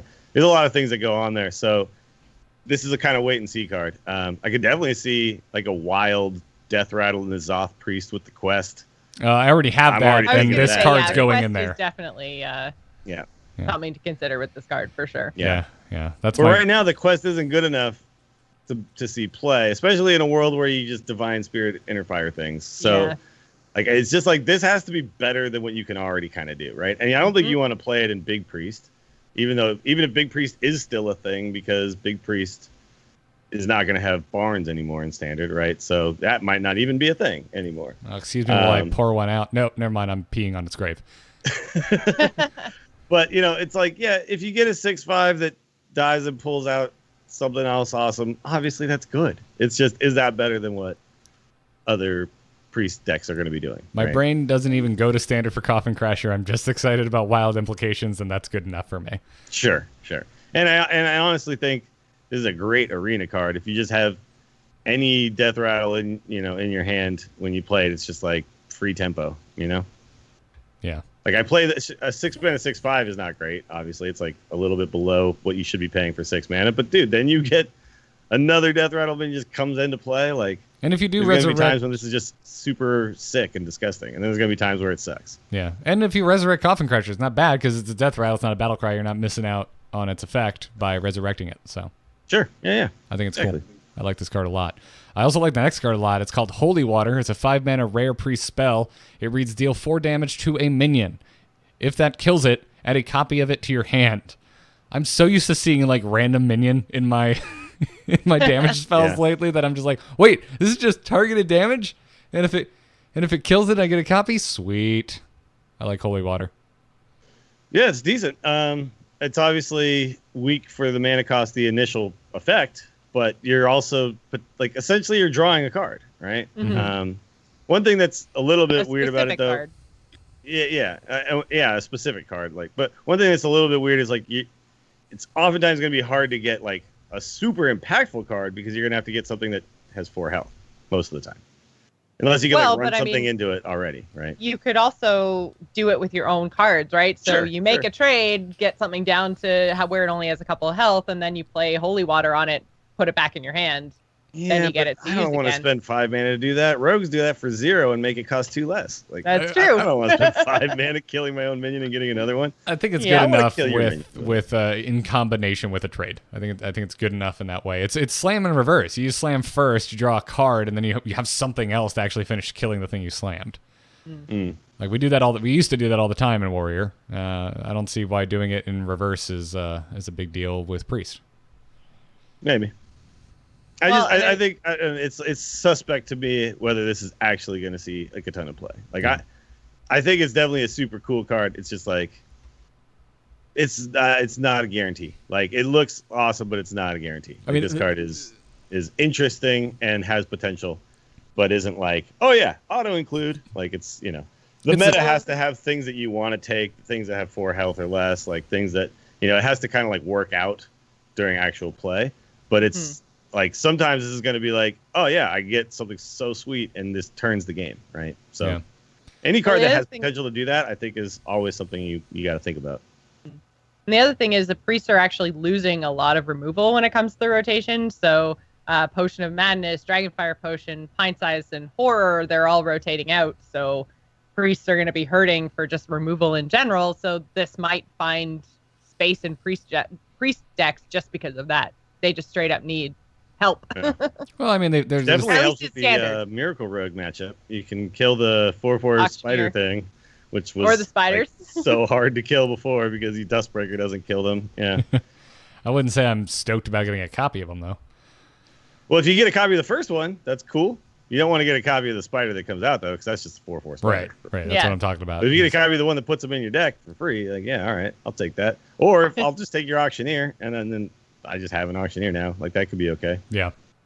No, But it's just I don't know. It's like that's why it's like kind of weird. It's like there needs to be specific minions that are in a lot of people's decks that have 4 health, and you're okay with spending 5 mana to kill them because 5 mana is a lot of mana. Like I so imagine disagree with turn you on the 5 4 doing health this, You're not bit. doing anything that turn. Like you're putting a card in your hand, but you're not putting anything on the board, right? I feel like you're so hung up on 4 health, and it's I run things into things all the time before killing them in Hearthstone. Well, yeah, but Sure. isn't, like, for instance, Assassinate is a 5 mana spell that just kills a minion, right? And that doesn't really see play. So if this will just kill a 4 health or lower minion, and it's still the same cost, I don't know. It does potentially put it back in your hand, but I don't know. If something like Assassinate that will just straight up kill something, and that's not impactful Yeah, enough Vile on turn Spine 5, sees play because you put a body in play. because you put a right? body in Like, play yeah. too, yeah. So it's a bigger swing. Yeah, This and I'm you would not still have to hung up on pay. 4 health. It's just that's Yeah. the reality of like on turn 5. If I'm playing a control style priest that's running things like Holy Water, I probably don't have a bunch of minions on the board, Mhm. right? I've kind of been reactive this entire time. Am I putting this in my Spiteful Summoner Priest? No, cost 5. Am I putting this in my Inner Fire Priest? No. I'm putting minions in there. Like, what deck am I putting this into where I'm playing a bunch of minions on like turns 1, 2, 3, and 4, and then on turn 5 I'm holy watering? Just don't see it. Your milkshake deck. Well, I'm definitely putting it in my milkshake deck. Yeah, But, that's a given. but that deck plays no minions until I steal some of yours. Yeah, but I'm just having that chat of I think the issue with this is the mana cost. If I'm comparing it to something like Slam or Mortal Coil, the issue is that this costs 5 mana. I don't think the issue is 4 health minions. Sure, but I mean, but that is part of the issue, right? Like, there's a reason why, whatchamacallit, 3 mana deal 4, Warlock card. What chat will tell me in a second. There's a reason why like that doesn't see play, and it's just because like it doesn't hit minions often enough that matter, right? Yeah. On turn 3. So, it's just one of those things. Like that's always kind of what you think about. Like 4 mana deal 3, flanking strike was like okay because you get a 3/3. Like 3 mana deal 4 was never really a thing because it's like I'm not. What am I killing with this? And why do I really need it? Right? Like that's kind of where I'm at with this card. It's like it's a fun, super cool card that probably doesn't have any deck yet, and maybe a deck comes along. We just don't haven't seen it right now. I think that's fair. Can we talk about another card I think is really cool? I think all the priest cards today are cool. Like, whether they're good or bad, I think they're all awesome designs. Next is Chameleos. I want this as a pet. Chameleos is a 1-mana, 1/1 legendary priest beast. And it reads, each turn this is in your hand, transform it into a card your opponent is holding. How rad is that? That's super cool. I mean, yeah, it's like you get information about your opponent's hand, which is that's an awesome effect. Like, I was gonna say, if it was you just don't like, even tell need to me ever a play card. this card. Sure, like just tell me a card in my opponent's deck, and I never actually get to play it. Like that might even Not still even be deck, okay. hand, Yeah. like very specifically hand, so you know what your opponent. If you're paying attention turn over turn, you get a almost perfect hand read, basically. Oh, this card's so good. Hey, Hearthstone Deck Tracker, are you listening? Please start filling out my opponent's deck on the left side when I have Chameleos in my hand, please, and thank you. Yeah. This card will be really bad against aggro decks that dump their hand, but that's fine. I'll take that trade off, like, because if they have an empty hand and I'm playing a Chameleos deck with a bunch of control options, like I'm probably gonna win at that point. I don't really care. And then sometimes like they'll have a dead draw, and then you'll be like, okay, I know exactly what that card is. Like, that'll be cool. And then against other control, you'll be able to know specifically like what cards are there. And then at a certain point, you'll be like, oh, now it's something super awesome, and I can actually use it right now. And then you just play that super awesome thing that you can use right now. So it's like, when is this bad? It's just, I don't know. Like, so hard to find a situation where this card sucks. And these kind of cards that have like changed every turn have generally not seen play, like the shifting scrolls and the molten blades and stuff. But they've they're generally totally not seen play. random. Yeah, This because is like this is cards specific. your opponent thinks is good enough to go in their deck. So Exactly. I feel like that's just head and shoulders above like Shifter Xeris and all the rest of those random cards. Yeah. Yep. Yeah, I mean the one drawback I guess is that the turn you draw it, it's a 1-mana 1/1. So, Yes. And then after that, it starts being sweet. Yeah. Yep. I think you just mulligan for it, start getting information as fast as you can, like, and Sure. just Yeah, never, I keep this. never play it. Just hang on to it forever and laugh at your opponent. Yeah. I mean, it probably depends on what you're going up against. I think if I see a paladin, I'm still like, yeah, you're probably going to start deploying cards immediately. And maybe I don't need Chameleos right now, but yeah, overall, yeah, I'm with you. I love the idea of this card. So bring it on. In Magic, there's a lot of cards that just show you the entire hand for your opponent, right? Yep. That's been kind of a thing for a long time. And some people talk about it not being as powerful as people think it is. But it just is good. It's just good to know what the hell's going on in your opponent's hand. Yeah. Like, And I it's understand just- their argument for it not being like amazing. Like people say it's kind of worth like a mana or a half a mana. But like usually in Magic, those cards also allow you to like remove one of the cards from your opponent's hand. Yeah. Which is a super powerful effect. Like, Well, that would demise be or super something like that. interesting if it like turned into the card, and then when you played it, it took it out of your opponent's hand, so you could like. God. Oh, that'd be so That'd be busted in disgusting. Hearthstone. Oh, that'd be so rude. I mean, they've gone on record as saying that, like, hand manipulating your opponent's hand is something that they're pretty wary of ever putting into the game. And then they made Dirty Rat, so But it still hits the board. Like at the end of the day, it still hits the Yeah, board. it doesn't just like pull it Yeah. out and throw it away. Yeah, it's not just Comes into like play. discard one of your opponent's cards. Like It's which like if frankly, Gnome Feratu was like burn a Good. card in your opponent's hand. Right. yeah, it's interesting. And if anything, it should be priest, because when I think of the opposite of warlock, which discards their own cards, I think priest. Yeah. So I will say one quick thing about this. I see a lot of people in chat talking about how this is like so good for high level play. I just want to point out something. A lot of pro players kind of already know what's in their opponent's hand. Like that's actually, I think this is better for mid level, like beginner type players than it is for like high level pros. They're already hand reading. yeah. But like just random, It's Joe kind of Blow like on a the ladder, learning it's going to tool, be super almost. helpful, to know what's going on in the opponent's Yeah. hand. But like watch Firebat play and tell me he doesn't know exactly what's in his opponent's hand, like almost all the time. Like he totally does. Before Chameleos, right? Yeah. Well, we got to see both priest legendaries in the past week. Lady in White is our final priest card to talk about today. It's a 6-mana 5/5 legendary minion. Lady in White also has a battle cry that reads, cast Inner Fire on every minion in your deck. Set attack equal to health, if you didn't already know what Inner Fire does. I love this card. Yeah, I don't think it's very good though, but I do love it. It's I weird. think that the deck that you play her in, if you don't draw her and play her, Yeah, you lose. then yeah, like it's not a good deck in and of itself necessarily, and she only buffs your deck. So then again, if you draw a lot of your like high health, low attack minions, then they're not gonna get buffed. So you kind of want to get her as soon as possible, and if you don't, I feel like this deck is just bad. So and you can play.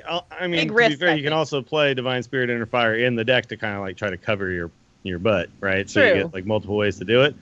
But then you're kind of like you got like a bunch of redundancy that may not actually ever end up mattering. I just like what you said is a huge part of this. If this is, think about like decks where like they're really built around a specific legendary, and then that legendary happens to be in the bottom of the deck. Like those games, you just kind of lose.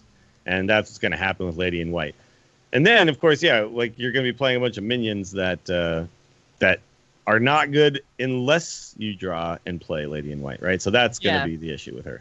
That's fine, though, because I think she should be balanced. If this was, this is a pretty scary and dangerous mechanic if it was, like, made overpowered. If it was the same as, like, oh, crap, what's his name? The Greymane and the other guy. Oh, yeah, if it was, like, build your deck this way and then every minion gets Inner Fire. Start of the game, that would be insane. I have a little more hope for the card, I guess. I guess I'm also hoping for an archetype. Like I'm hoping a more mid-rangey kind of standard priest emerges, because priests have traditionally played minions that have a little more health than attack. Just looking even at something that's been around as long as Akanai Soul Priest, to where I don't know, I see this and I'm like, well, if that deck exists, I think Lady in White has a place. Not just because I don't even care about the combo. Like it just suddenly makes everything else in my deck a little more powerful. That's a minion anyway. And yes, it's slow. It has no damn effect the turn you play it, because the minions have to be in your deck. It's not going to affect anything that's in your hand, even if you have the mana to deploy something behind Lady in White. But if again, it's Priest, right? Like if anyone's going to play slow and make it work and get away with it, it's going to be Priest. Yeah, maybe. I think of like Mistcaller when I look at this card. I think, that didn't work out. Like that was like one of those cards where everyone was like, "Holy crap!" And then it was like, "No, never mind. This doesn't work. Like I'm playing it and it's not working." Because you play it and then you have to draw all those cards and play them, and like I don't know. Yeah. Like the slowness that you just mentioned is really the drawback of this card. Yeah. So it's it's got to have a bunch of those minions, but then because it's got to take advantage of that slowness, it's got to have a bunch of removal. It's got to have a bunch of things like. And then, do you put all those things together in a deck and that works? I don't know. I think of mid-range priest as a thing. I think both Shadow Words are going in. We're not losing death. That's still going to be a thing. We're not losing pain. That's still going to be in the game. They're not completely up the creek without removal. It's just not going to be as bloated with it as they have been in the past. Which begs the question: what's going on over on Warlock? Well, I will. Yeah, but. Real quick though, what priest deck right now is playing Death and Pain? I'm not talking about priest decks right now. Did anything I just talk about make playing Death and Pain a thing? Like, did anything I just mentioned include decks that are currently in the meta? No, I'm being hopeful. I'm being hopeful in saying that if hope is okay. If this card finds a home in a class, it's going to be the class it's made for. Sure. And not just because Inner Fire is in there, you snarky McSnarkersons. But anyways, let's move on, which means I'm gonna have to adjust my layers to get Vexcrow out of here. There we go. All right, let's move on to Rogue, who's finally getting Cheap Shot. Finally. All right, this is a 2-mana common Rogue spell that has Echo. It also deals 2 damage to a minion. I feel like this just costs 1. Good. If it was phase 2, oh man, broken. Well, yeah, that'd be ridiculous. Yeah, There's glad no it's only minions. Just deal as much damage as you need to finish the game. Please, let's not do that. I'm not sure how good this. Like, it's 1-to-1, right? I'm paying 2 damage or 2 mana for my 2 damage, and I can cast it as many times as I have the mana to pay. I don't know. Yeah, well, I think because Auctioneer exists is why this isn't costed differently. I think. Yeah. I mean, obviously, like if you play Auctioneer and then you play, like, you won't be able to play this that many times, right? That Yeah. same turn. So Yeah. Auctioneer has to live a turn and then you can go off with this. But Yeah, and I can totally see the logic how they got here, right? Like backstab is 0, but the minion has to be undamaged as well. This doesn't have the caveat of the minion having to be undamaged, and you can recast it. So yeah, I mean, there's flex. You're gonna have to pay for that flex, and I get it. I'm just not sure it's good enough. No, I think you're paying too highly for this flexibility, and I think that Auctioneer and, well, I guess Prep too would be another reason why potentially this is costed the way it is. I think Wanted is similar. Oh man, Because of Prep, we have crappy costed cards in Rogue. Yeah, I think the thing is, they're not losing their removal Rogue. Yeah. Right. Like they're not losing backstab and eviscerate and stuff. So this isn't like replacing anything that they can't already really do. So yeah, it feels like if you're playing Rogue, you're probably not needing to put more like overcosted removal into your deck, right? Well, the right fact that now, sometimes you'll be able to like ping off a whole bunch of stuff, that's great. But I don't know, like there's a lot of cards I can kind of think of like compared to this that don't really work out. And So, okay, in the Miracle list that you gave me last week, there's Shiv. Would you replace your copies of Shiv with Cheap Shot? No, because that draws cards. Yeah. But paired I want to with, draw a card. yeah, does more damage, can do it more than once per turn, Yeah.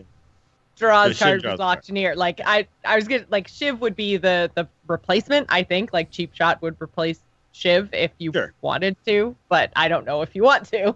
That's If the there- only if there was a card spot in that can deck see that it I would taking. Put Yeah. this in for it would be Shiv, but I still would rather have Shiv because I can just cycle Shiv and get to the stuff that I want, right? yeah. Plus, when I put a bunch of 4/4 spiders in my deck, Shiv helps me find them. So Yeah. I'm just in there for the card draw. I'm not even getting deck specific. I like Shiv because card draw. yeah, But it says draw card. yeah. I like it.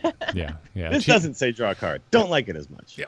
I think it's kind of cool. You know, we need a cheap shot. I'm surprised Rogue has gone this long without getting one of their most famous abilities from the MMO that this game, pulls from. But that's where my interest in this card kind of leaves. Yeah. It's tough to have an Auctioneer live a turn. It's tough to have a board where there's a whole bunch of 2 health minions that you want to kill and use 8 mana to do it. It's tough for me to like realistically find a turn where like casting this a bunch of times is so good. So that's where it kind of falls apart for me. But it's possible that this could be amazing. I don't know. We'll see. Yeah. Curse Castaway is next. It's a 6 mana, 5/3 rare rogue pirate that has Rush and a death rattle that reads, draw a combo card from your deck. Yeah. This says draw a card. It does. And it it's draws like a kind of a tutor specific effect, card, right? which is more powerful, I think, Yeah. than just a straight up draw a card.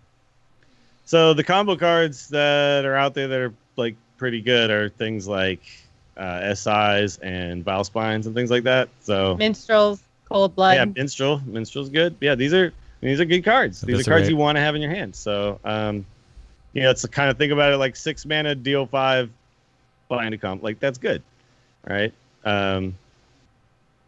It may still not be good enough to actually take a slot out of the 30 cards that you can put in your deck, but this card does have potential, right? Yep. Yeah, this is Pirate, too. So it has Oh, an added damn. level. Has an added level of synergy. I I'll mean, say maybe. Maybe. maybe eventually in some world. Better than not being a pirate. Hey, It could just be a nothing. My wild pirate rogue is happy about this. It's very happy about this. Once Patch has got the nerf, though, Yeah. I don't care about pirates as much anymore. No.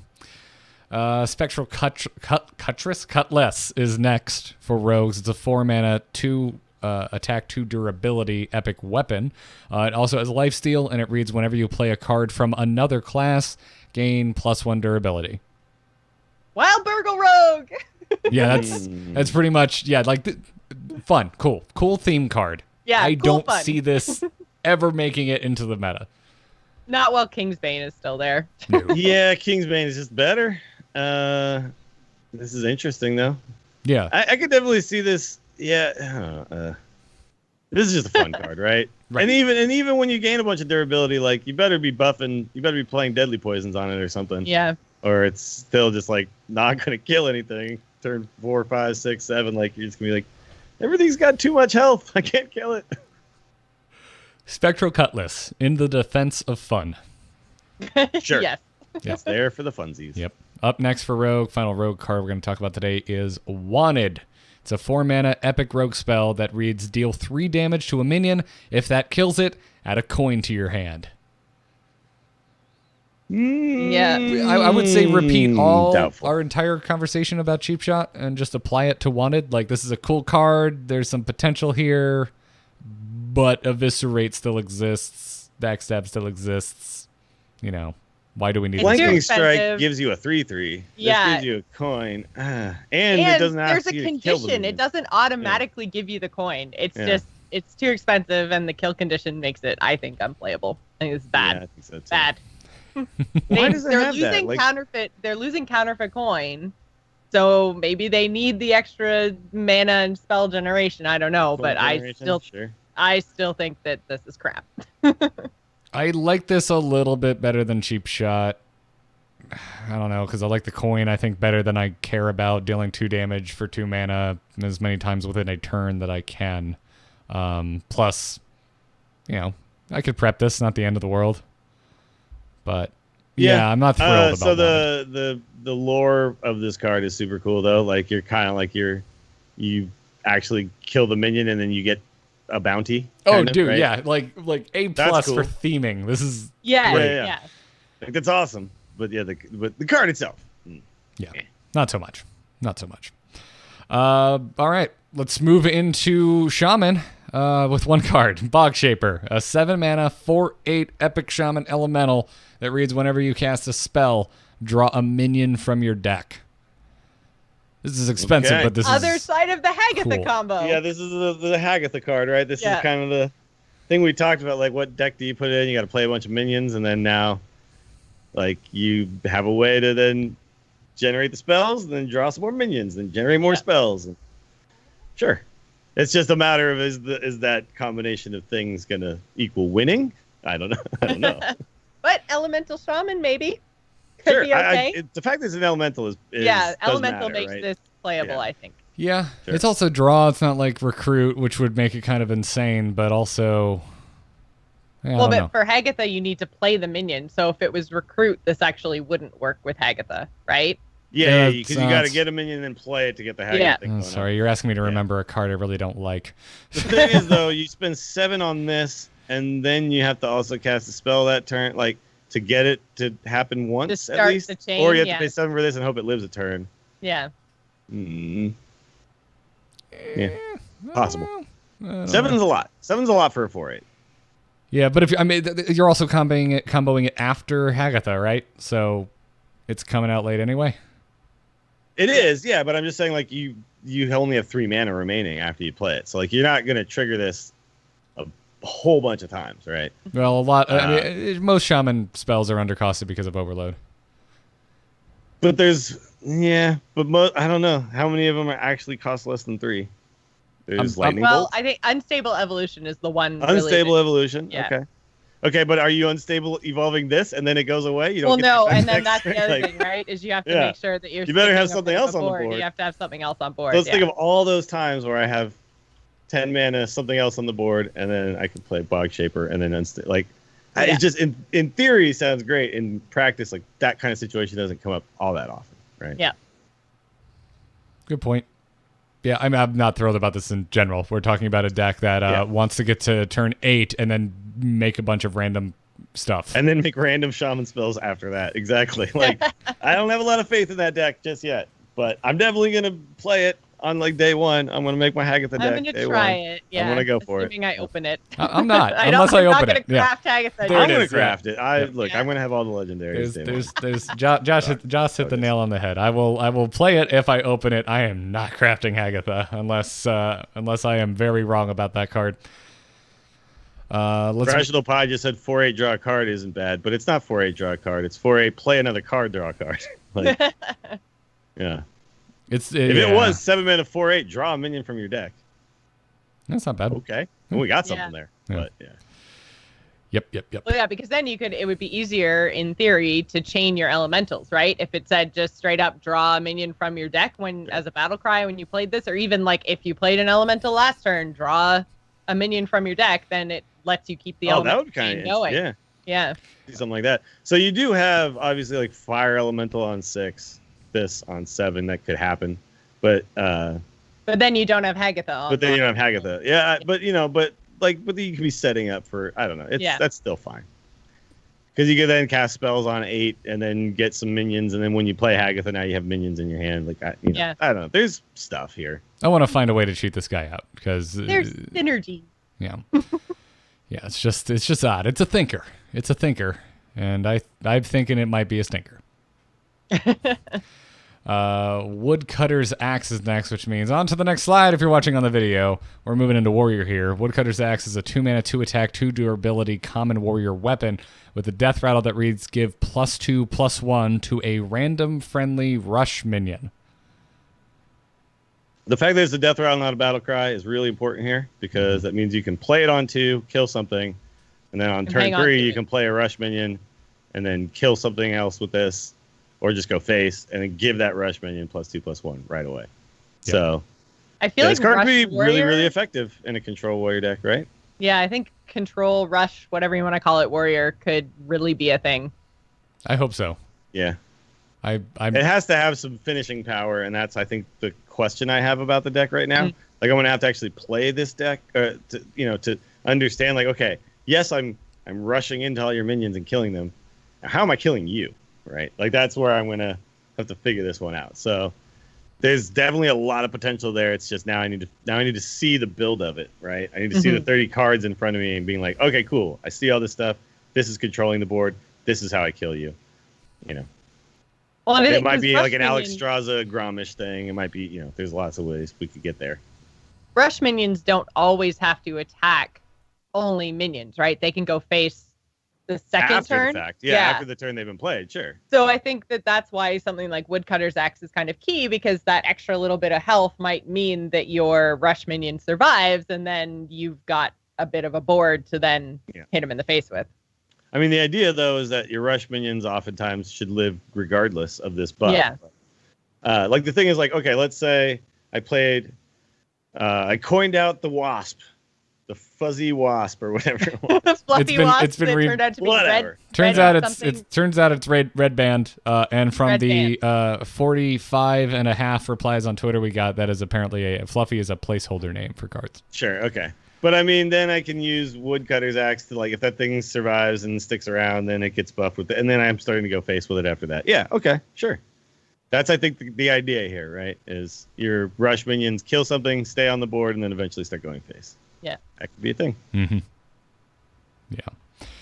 And yes, dot blind. Red band will always be Fluffy in my heart. Always. Deadly Arsenal is next. This is a 6-mana epic warrior spell that reveals a weapon from your deck. Deal its attack to all minions. With Woodcutter's Axe, which I think I want to play, I'm not as excited about Deadly Arsenal. Well, we have the friggin' 4-mana weapon. The razor thing. Blood Razor? Blood Razor. Am I taking Blood Razor out of my deck so I can play Deadly Arsenal? Hell no. I mean, we are losing Sleep with the Fishes, so maybe Blood Razor's not as good, but I think it is still really good, like, even without Sleep with the Fishes. So, yeah, you'd basically have to only play Gorehowl and Arcanite Reaper. Yeah. To play and this they card. have to still be in your deck, right? So the thing that makes Dragon's Fury and Big Spell Mage good is that there are many, many spells in your deck that it can hit. If you've only got Gorehowl and Reapers, then that's potentially not going to go off after a little while of drawing through your deck. So I think Brawl's just better. I'm not taking Blood Razor out of my deck. No. If I'm playing Warrior, I'm playing that damn card. That being said, this card's art is amazing. Oh, it's super cool. Oh, yeah. It's so like one good. dude with 1,000,000 axes and swords. Yeah. I want to be friends with this guy. Like, this is what I imagine Link actually looks like in the real world when he's just about to go fight Ganon and he has every item he could possibly get in the game. Mm-hmm. Just painful. Also, what any of my characters in Skyrim would look like. So Zephyr in chat asks if it takes the card out of your deck. No, it doesn't. It just reveals the card. It's similar to Dragon's Fury, where it reveals the spell when it puts it right back where it was in the deck.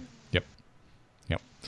Next, let's talk about the Warriors legendaries. Both have been revealed. Black Howl Gunspire's up first. This is a 7 mana, 3/8 legendary warrior minion that reads, can't attack. Whenever this minion takes damage, deal 3 damage to a random enemy. Ooh, ooh, ooh. Ooh, Joss? Yes. Joss, do you have the answer? I feel like you need to come up to the chalkboard and show me the math. What was that? Bouncing Blade. Bounce. Oh, my Lord, Jocelyn. Oh. Sure. So for 10 mana, you can deal 24? Maybe. If they have no minions on the board? Yep. If they have no minions on board. Yeah. I mean, that's cool. Listen, this card is cool. Well, even if they do have minions on the board and you Bouncing Blade, You're clearing probably stuff. you're probably killing all their minions and then doing stuff, right? Yep. Yeah, and Wild, sure. Yes. Fun times in Wild. Well, if they have I'm minions just on glad board... that something finally synergizes well with Bouncing Blade. That makes me so happy. It took this long. It took this long, but finally, that amazing animation's gonna get some work done. Well, hold on, no, because if there's other minions on board and Bouncing Blade kills one of the other minions, then Bouncing Blade just ends. Like It will end. Yeah. Yeah. there's a Yeah, chance Bouncing that- Blade would just stop at that point. Yeah. So, Yeah, but I don't think you need to go that crazy. We're getting more whirlwind effects as a warrior. We're getting repeatable whirlwind effects as a warrior. Granted, at 7 mana, you're not casting the Echo whirlwind effect more than once, but No, and if you pay 7 mana just to put this on the board and then hope the next turn you're gonna do cool stuff with it, that seems like a dubious proposition to me. You so could recruit it though. yeah, that's what I'm for 6 mana, 1 mana cheaper. Well, I mean, there's It's a lot free. of different ways to recruit, right? Yeah. You could play Woe Cleaver and then but then you're paying 8 mana for that. I don't know. Like even in the recruit scenarios, I'm just kind of like, Like I don't. It probably doesn't see realistic play. It sees I meme hope it play does. in Wild. I really, really hope it does. I do too. Like this one, I'm just is a bit of a head scratcher because it seems on its face like woefully underpowered for a legendary, but it's so cool. It's so freaking cool. Yeah. And there are so many ways to cheat cards out in Hearthstone right now. So that's the one where, and because of that, man, because of recruit, because of all the big decks, I'm just like, I don't know anymore, guys. I don't have the answers. I can't help you. Everything is potentially viable because there's so many ways to cheat cards out that I would never want to pay the mana for in this game right now. Mm-hmm. Sure. It's just one of those things where I'm thinking, if I'm playing a rush deck, if I'm playing like all this control thing, I don't know if Black Howl is the card I throw into that deck. It's like I feel like it's just going to be a meme card, and that's okay. I'm fine with that. But like it could end up being like, holy crap! Like you play this and it just stops everything, right? Like everyone's just like, crap, I can't do anything anymore until that thing is gone, right? Mm-hmm. And that card that does that is potentially decent. Yeah. There's something here. Even though Ragnaros is sitting in Wild for 1 more mana, going, is that it? That's all you've got for a can attack big legendary minion? Yeah. I'm holding out hope for Black Howl Gunspire. The other warrior legendary is Darius Crowley. He has made it to Hearthstone. He's 5 mana, has 4 attack, 4 health, as well as rush and reads after this attacks and kills a minion, gain +2/+2. Mm-hmm. Good card. So this It is seems one just of like the, a decent card to me. Yeah, it's one of the rush minions I was talking about when I was saying, Woodcutter's Axe and the buff, and potentially Warrior being the best rush deck. So apparently, if you run into another 4/4, this would actually survive as a 6/2, which is one of the things people were talking about on Reddit. Like, how does this actually work? Oh, there's confirmation that it lives through the Yeah, combat? that's apparently how it works. Yeah, because there's other cards that work this in similar Yeah. fashions. So then this is way better, I think. The fact that it In would that live through scenario, that yeah, way combat. better. Yeah. Because I guess the kill check is done for the minion first, and then it's like the first part of this, and then the buff is applied And the buff before the kill happens, check and is then- done on this one. Yeah, it's weird if you play Magic to think about it working that way, but in Hearthstone it's like, oh yeah, okay, fine. I hope I Rush can Warrior see how becomes a thing, if for no other reason than because there needs to be a parody song of Tom Sawyer about Rush Warrior, because come on guys, a modern day warrior, mean stride, today's Rush Warrior, mean pride. No, Well- nothing. Okay. I was thinking about Black Hell Gun. Won't you come? That one I get. Yes, you found one of the bands from the 90s Jocelyn listened to.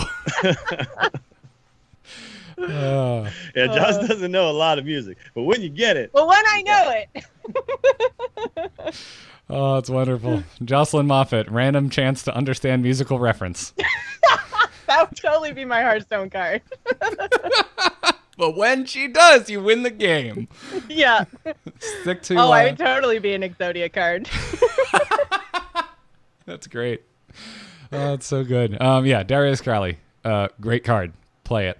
On to Warlock, because I messed up my alphabetical order. Duskbat is up at 3 mana, 2/4 common Warlock Beast that has a battle cry that reads, if your hero took damage this turn, summon 2 1/1 bats. Okay, I mean, it's not a hard thing to have happen, but it's hard to have happen on turn 3 when this is going to be really good, right? And we have seen in the past other 2/4s that summon 1/1s that don't matter. No one cares. Just throwing minions onto the board is not often like the super awesome thing to do. Maybe you could play this in like a zoo deck and you play it on 4 with a flame imp or something, right? But to me, I look at this and I see arena. I see arena as soon as I see this card. I think it's good in arena, yeah. I don't know. Coin and zoo, man, seems awesome.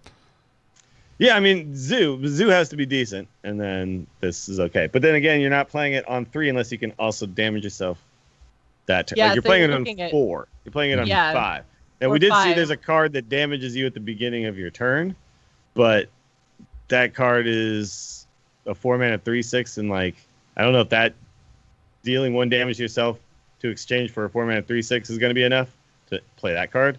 So most of the time, I'm thinking you're probably going to be life tapping or playing like a Flame Imp or a Vulgar Homunculus to get this to trigger, right? Yeah. Well, that is the thing. You don't have to take damage from your cards, right? You just have to take any damage. damage. So your hero power will activate tapping. it. So yeah. But then you're playing this on turn 5, and is on turn 5 is a 2/4 and 2 1/1s impactful enough to put in your deck?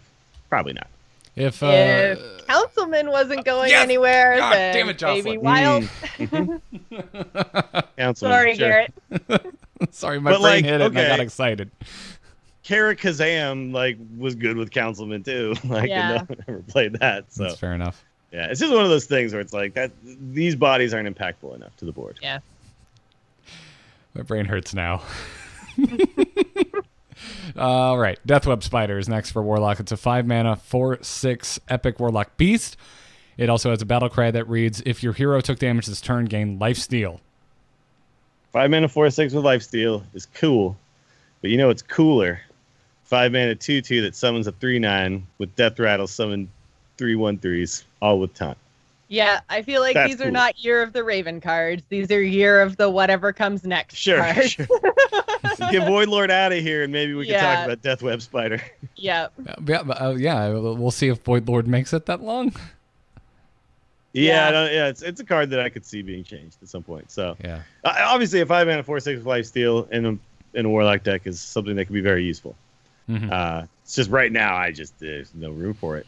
There's no Yeah. room for it right now. Plus, Yeah. I mean, they have Dark Pact. 1 mana heal 8. So Yeah, and 4 mana kill a minion, gain 7. Yeah, so many Yeah. things. So many things Warlock has.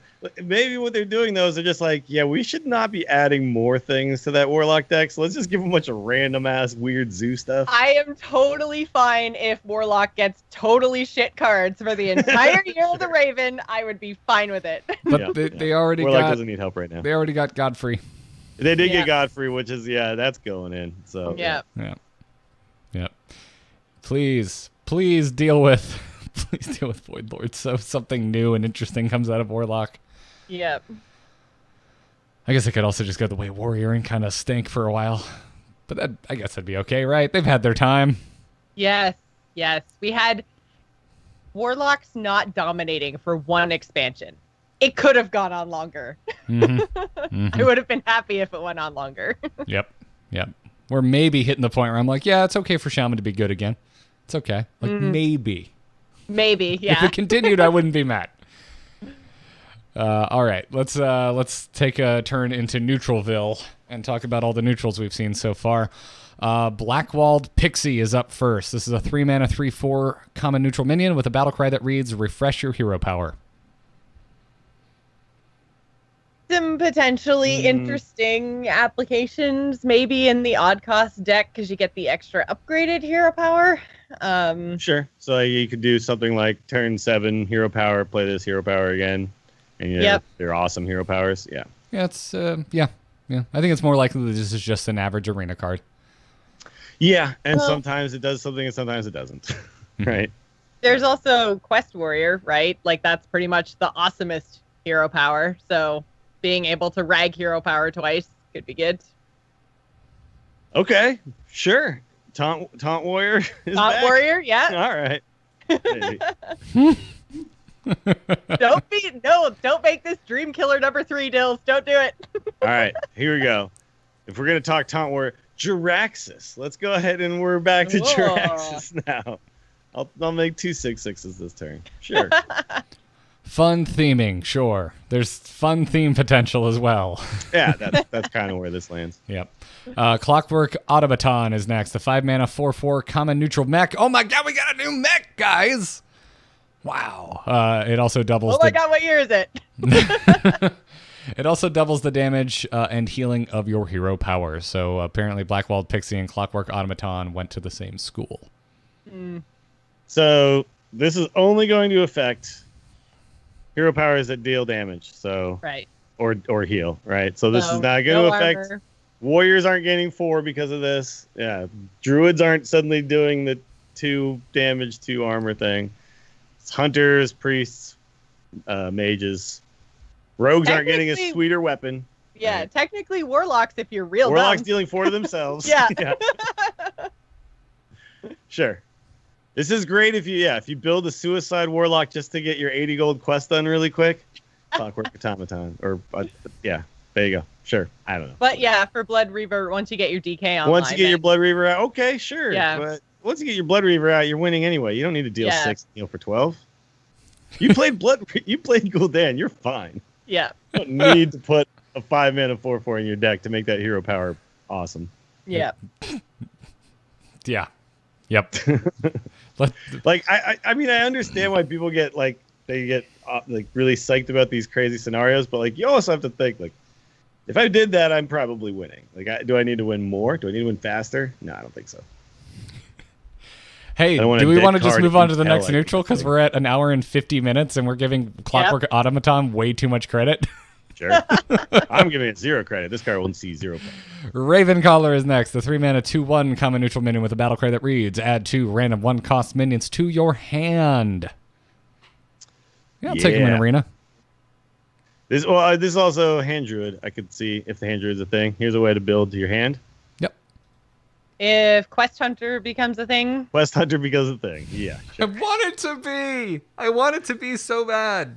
You can use it with the little thing to make your dudes poisonous too. Yeah, right? you can use it with the Toxmonger too, because you need the 1-mana things in your hand to play. So maybe. Oh man, maybe. you're giving Toxmonger more credit than I want to give it. I'm like, yeah, I want to. Fringe cases. I want to run a 3-mana 2/1 to make my Toxmonger good.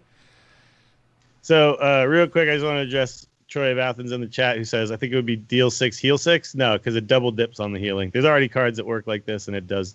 Like when you play Prophet Velen, and then you deal damage and heal, it actually double dips on the healing. Like Spirit Lash, it deals double the damage, and then it heals for double the healing, right? Because anyway, just wanted to address him because he was concerned about how that actually worked. Oh, gotcha. Let's move on to Spell Shifter. 2-mana 1/4 common neutral minion with spell damage +1. Also reads, each turn this is in your hand, swap its attack and health. So Spell Shifter is also a Worgen. For this one, all I wrote was boo. Bad card. Yeah, if I need spell damage, I do it other ways. Mm-hmm. Yep. It's pretty much my opinion of all the Worgen cards so far, including the next one, Swift Messenger, a 4-mana 2/6 common neutral minion with Rush. Each turn this is in your hand, swap its attack and health. Yeah. I mean, at least this one could be a fireball removal type spell for classes that don't have that.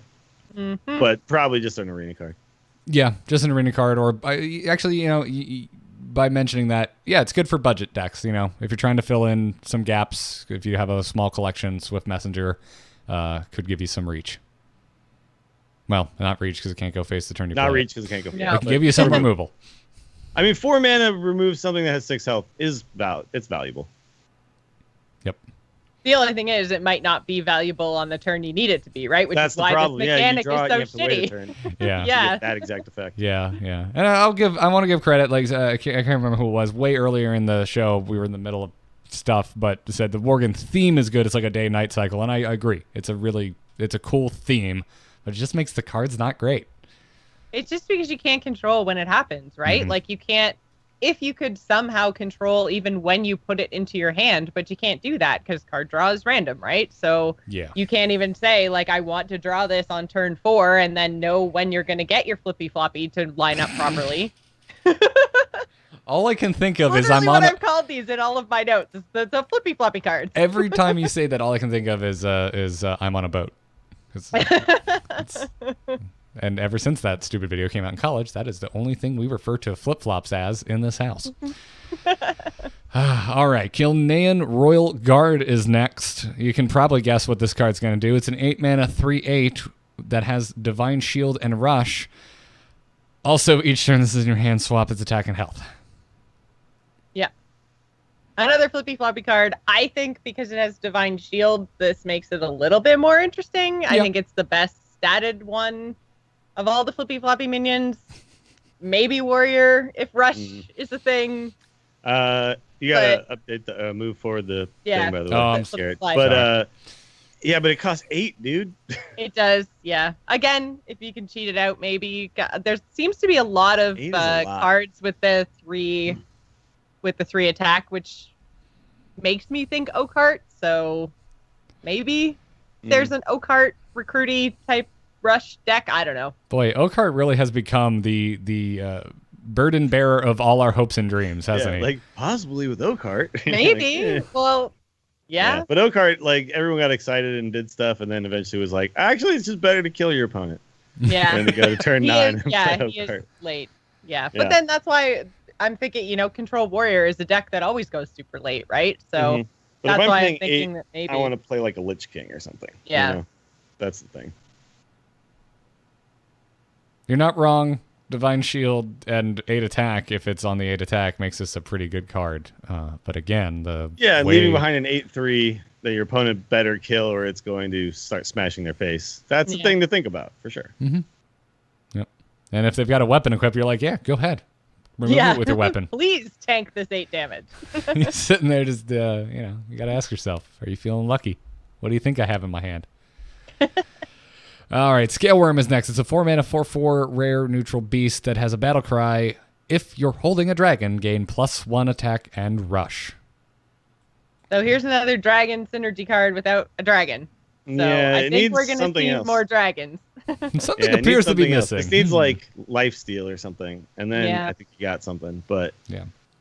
4-mana 5, like remember the 4-mana 5/4 where you held a dragon and then just dealt 3 damage? That was awesome. This you got to like run it into something and it probably dies. So I don't think so. Well, Yeah. maybe Dragon Rush Warrior will be a thing. Sure. More likely Maybe. it won't be, but and now But I I'm just playing the 4-mana 5/5 rush guy that doesn't require me to do anything if I'm playing that deck, right? They already got their little rush guy that has +3 attack the turn you play it. Mm-hmm. So I don't think they also play Scale Worm and dragons. So I don't know. We'll see. We'll see. I wonder if this is, because even if you don't put it in your deck, they're updating Deathstalker Rexar, right? So this is going to go into the Deathstalker Rexar pool, and then Oh, that's true.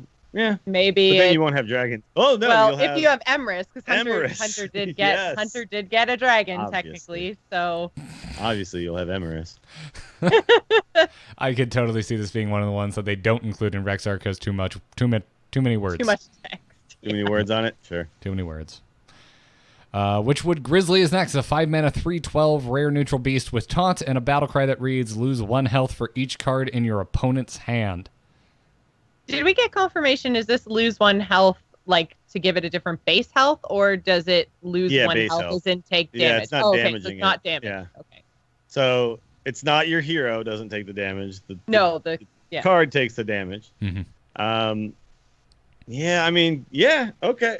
I could definitely see this being played in arena for sure because your opponent, there's many times where your opponent, you're both top decking, right? And top decking a 3/12 with taunt is freaking sweet. Or I think aggro. I think this is totally an anti-aggro tool, right? Like your It opponent is. throws down a whole lot of their stuff. They don't have a lot of cards left, and then you throw down your 3/12 taunt. Yeah, But it it is. doesn't- And like it's another card if you can recruit it also, then it comes out with full 3/12. Or bring it back with the yeah, witching revive hour. it. Yeah. Yeah. I like this. You play it with your what was the priest card that you like, Garrett? the White Witch, the lady in white. Lady in white. Yeah, the White Witch. Yeah, this would always have 12 attack because that's when it's in your hand or when it's in your deck. It's got 12 health, right? So this would come out as a 12 whatever with taunt. Mm-hmm. Ooh. Yeah, I think it's a cool card, and really, I just like the design of this better than the like the aggro hate cards we've seen in the past with pirate eating crabs that get stupid buffs and yeah. Like this is awesome. Yeah, this is a much better route to go, in my opinion, with tech design. Sure. Plus, I love this art. I love all the spectral beasts and stuff in Warcraft. This card looks awesome. Warcraft has always had a great style guide for their ghosts. Yep. All right. Witch's Cauldron. We need to talk about. Witch's Cauldron is a 3-mana 0/4 epic neutral minion that reads, after a friendly minion dies, add a random shaman spell to your hand. Poop. This is interesting. Neutral shaman cards. Random shaman. Why? It's the theme. Weird. It's Hagatha's Cauldron. It's Jocelyn, Hagatha. She's the witch of the Witchwoods. who's also I a get shaman. it. That doesn't make it good. Sure. Dude, but what about when you play this with Unleash the Hounds in your Hunter deck, and then you have all these random spells? No. And then you have I'm not even giving you the fun benefit of the Like doubt with Cult this one. Master, and then you also play this, and then But then you play your second Unleash the Hounds, and you found a random Bloodlust that was generated by Witch's Cauldron, and you win the And game. then you play Lock and Load and Yogg and Wild, and you're like, all the random spells forever and ever. I feel like you guys are just punishing me for all the other fun comments I made throughout this episode. Has nothing to do with your comments. It's strictly because you don't like Rush. You saw that in the chat, eh? I did. Also, I would assume you don't like Rush if I hate Rush. if you weren't giving it up for the Tom Sawyer Rush, reference. yeah, rush the band, not rush the keyword. I think rush the keyword's very interesting. Yeah. Again, this is a wacky card. Sure. And also in terms of wacky cards we've seen today, this one doesn't even seem that fun to me. It's just like, okay, hope I get something good, I guess. This will end up on people's boards sometimes through random effects or in your hand sometimes, and then things will happen, and you'll be like, okay, cool. Yeah. I kind of wish, even if it just said random spell, I'd be like, cool. Yeah, I don't know, random it wouldn't be shaman OP spell, as that, just- but yeah. Yeah. I get why they did shaman because it's the flavor thing. It's the right? flavor, yeah. But I don't like the flavor. I mean, if it's going to be random, I prefer a narrower scope. So I think in a way, it being shaman makes it better than just all spells Well, yeah, ever. it narrows the scope, but it narrows the scope to not that many great spells. So, what's kind of funny is in Arena, you could get Crackling Doom off of this. And that's 0 mana, deal 12 to the entire board, overload 10. That's a really good card. So Ooh. that might happen sometimes. And chat room's pointing it out right now, and I think we made this point last week that we still haven't seen any new shaman spells revealed. Yeah. So it might be that there are a couple of really powerful shaman spells that we haven't seen yet, but they still go into a pool with all the frost shaman stuff, right? Like, so. Yeah, I don't know. I'm sorry, Frost Shaman's just funny because it's so bad. Yeah. But what if the rest of the spells are also Frost Shaman stuff, and it makes Frost Shaman work, and suddenly the Somehow spells getting that you're... them randomly is better than building a deck around it? Listen, it might not be good now. It might be good down the road. Maybe they double down on the Frost Shaman and it actually works. I'm not saying it will, because they've done that with Beast Druid and it never really clicked. But we'll see, right?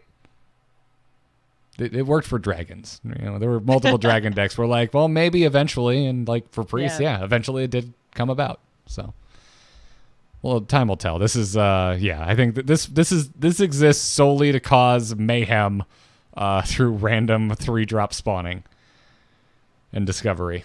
That is it, and that's good enough for me. I'm not putting it in my deck anytime soon. All right. Are we done? We are almost done. One more. Duelmaster Dorian came out late today after I had finished the graphics, so he gets his own little standalone screen here if you're watching visually. So Duelmaster Dorian. Wow, I hadn't actually seen this card. That is super creepy. Yeah, that is one creepy blood elf. What are you talking about, Jocelyn? He just wants to be your friend. It's super Don't you want this dude. cool doll? No, where Little like girl? Yeah, right? This like guy is shared super his creepy. eye with it or something. Like, ugh. Did he pop one of his eyes out to put it into the doll? That's What's what going it on looks here? like. I mean, God. it would make Freaks more the hell out of me, man. I mean, blood elves have a history with green magical orbs that are not actually eyeballs, so it could stand But a he's reason. missing an eyeball. I'm just saying, it could stand a reason that the man lost an eye, went to make a doll, and was like, hey, wouldn't it be fun if I stuck one of our golden magical green orbs in the eye that I'm missing? Wouldn't that be fun, guys, and not creepy in any way, shape, or form? Even if Anyways. it's not actually his eye, it's still a creepy doll he made of himself somehow. Ugh. Whatever the case is, Duelmaster Dorian is a 5-mana 2/6 legendary, creepy, neutral legendary that reads, whenever you draw a minion, summon a 1/1 copy of it. That's cool. So you want to play effective death rattle or aura effect type minions, and then you want to play this guy and then play draw spells, right? And draw cards immediately before your opponent can kill him. I mean, this card definitely opens up weird combo potentials and things like that. So I see things happening here. Maybe I'm putting this in my Wild Rogue immediately. Okay. Yeah, I mean, look, if I play Death Rattle Priest or Death Rattle Rogue or something like that, yeah, I could see some stuff here. Also, you've got the potential to do things like draw a Malagos, and then suddenly a Malagos is in play, and yeah, there's stuff. Yep.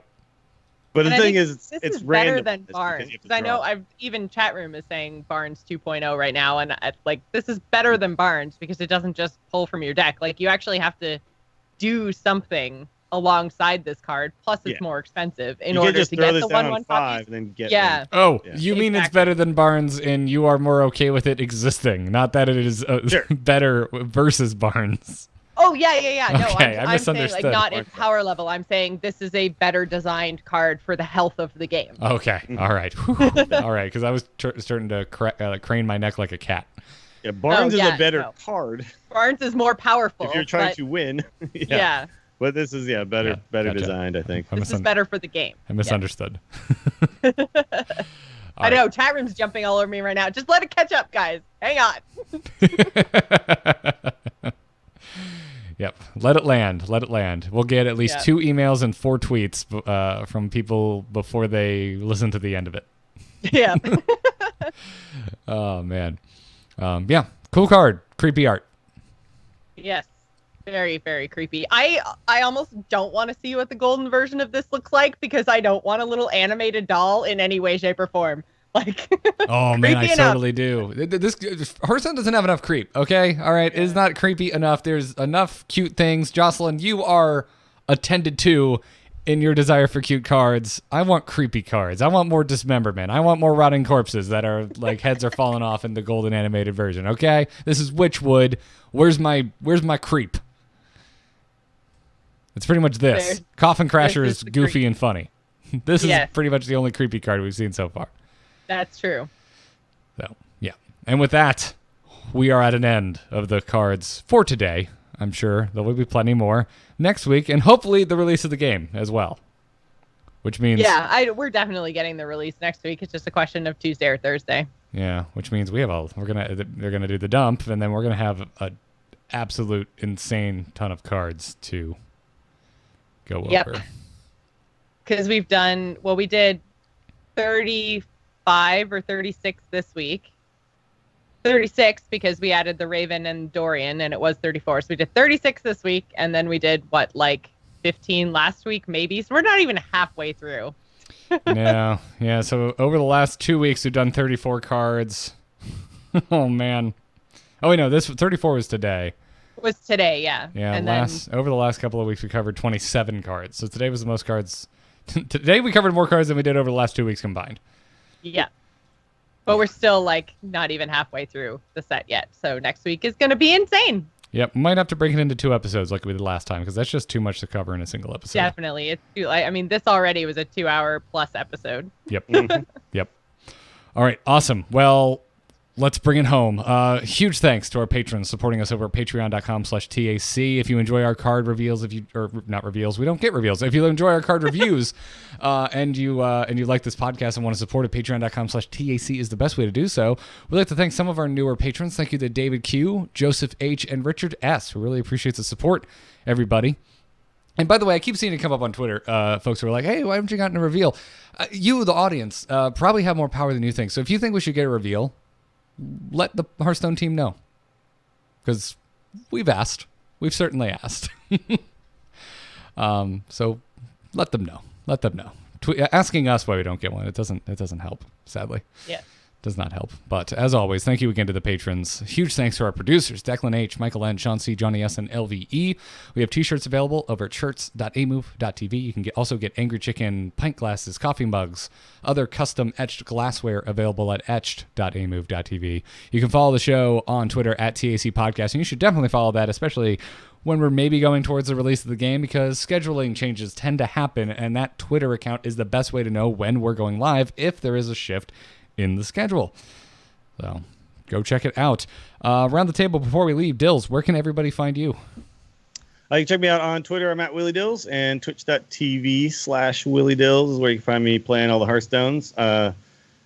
You'll probably be seeing more of me the next couple days, and then I might be taking a small break to get ready for Witchwood, to just go hard, because I'm excited. You know how I am on launch days. I'm going to do 12 hours. It's going to get weird. He's going to be playing all the weird decks and probably not win a lot of games. He's going to play some Witch's Cauldron. It's going to get that weird. Oh, dude. So many Hagatha decks. Yeah. Hagatha's fine, man. That Cauldron is trash. It's good. I don't think I've ever heard you really just be like, no, screw this card. This card's crap. I hate that card. Why does this card exist? It offends me and my ancestors. I don't think we've ever reached this point with you, Jocelyn. My ancestors might be witches. You don't know. I think it would be pretty cool if they had cauldrons that created shaman spells, though. I mean, whatever. Joss, you do other stuff as well. Where can people find your work? Hi, you can find me on Twitter and Twitch. I'm at Joss Plays. If you guys are interested in the news story we talked about on the top of the show about Hearthstone esports, please do go check out Battle.net Sports. That's where I do a segment about Hearthstone esports every single week, so go check it out. There are tons of other podcasts that I do, including this one, which can be found at amove.tv. Jocelyn and I have a spoiler show. We just did Ready Player One, which you can find by searching Embrace the Spoilers wherever podcasts can be found. Kyle and I cover Heroes of the Storm and Into the Nexus. We have a morning show called Week Sauce, spelled like days of the week, not like you are not a strong person. And you can find my graphic design portfolio at nomoonart.com. And if you would like lessons, you can go to nomoonart.com/lessons. Go and check that out. That's going to wrap it up for this week. We'll see you next week for possibly more than one episode. But until then, job's done. Job's done. Job's done. Yes! Finally! I don't want to edit the show. I want to go lay on the couch and under a fan because I'm very hot and my throat hurts. Oh, man. All right. I got to go take this dog out. He is whining at me so hard right now. Jesus Christ. What a little bitch. All right. See you guys later. Bye, chat room.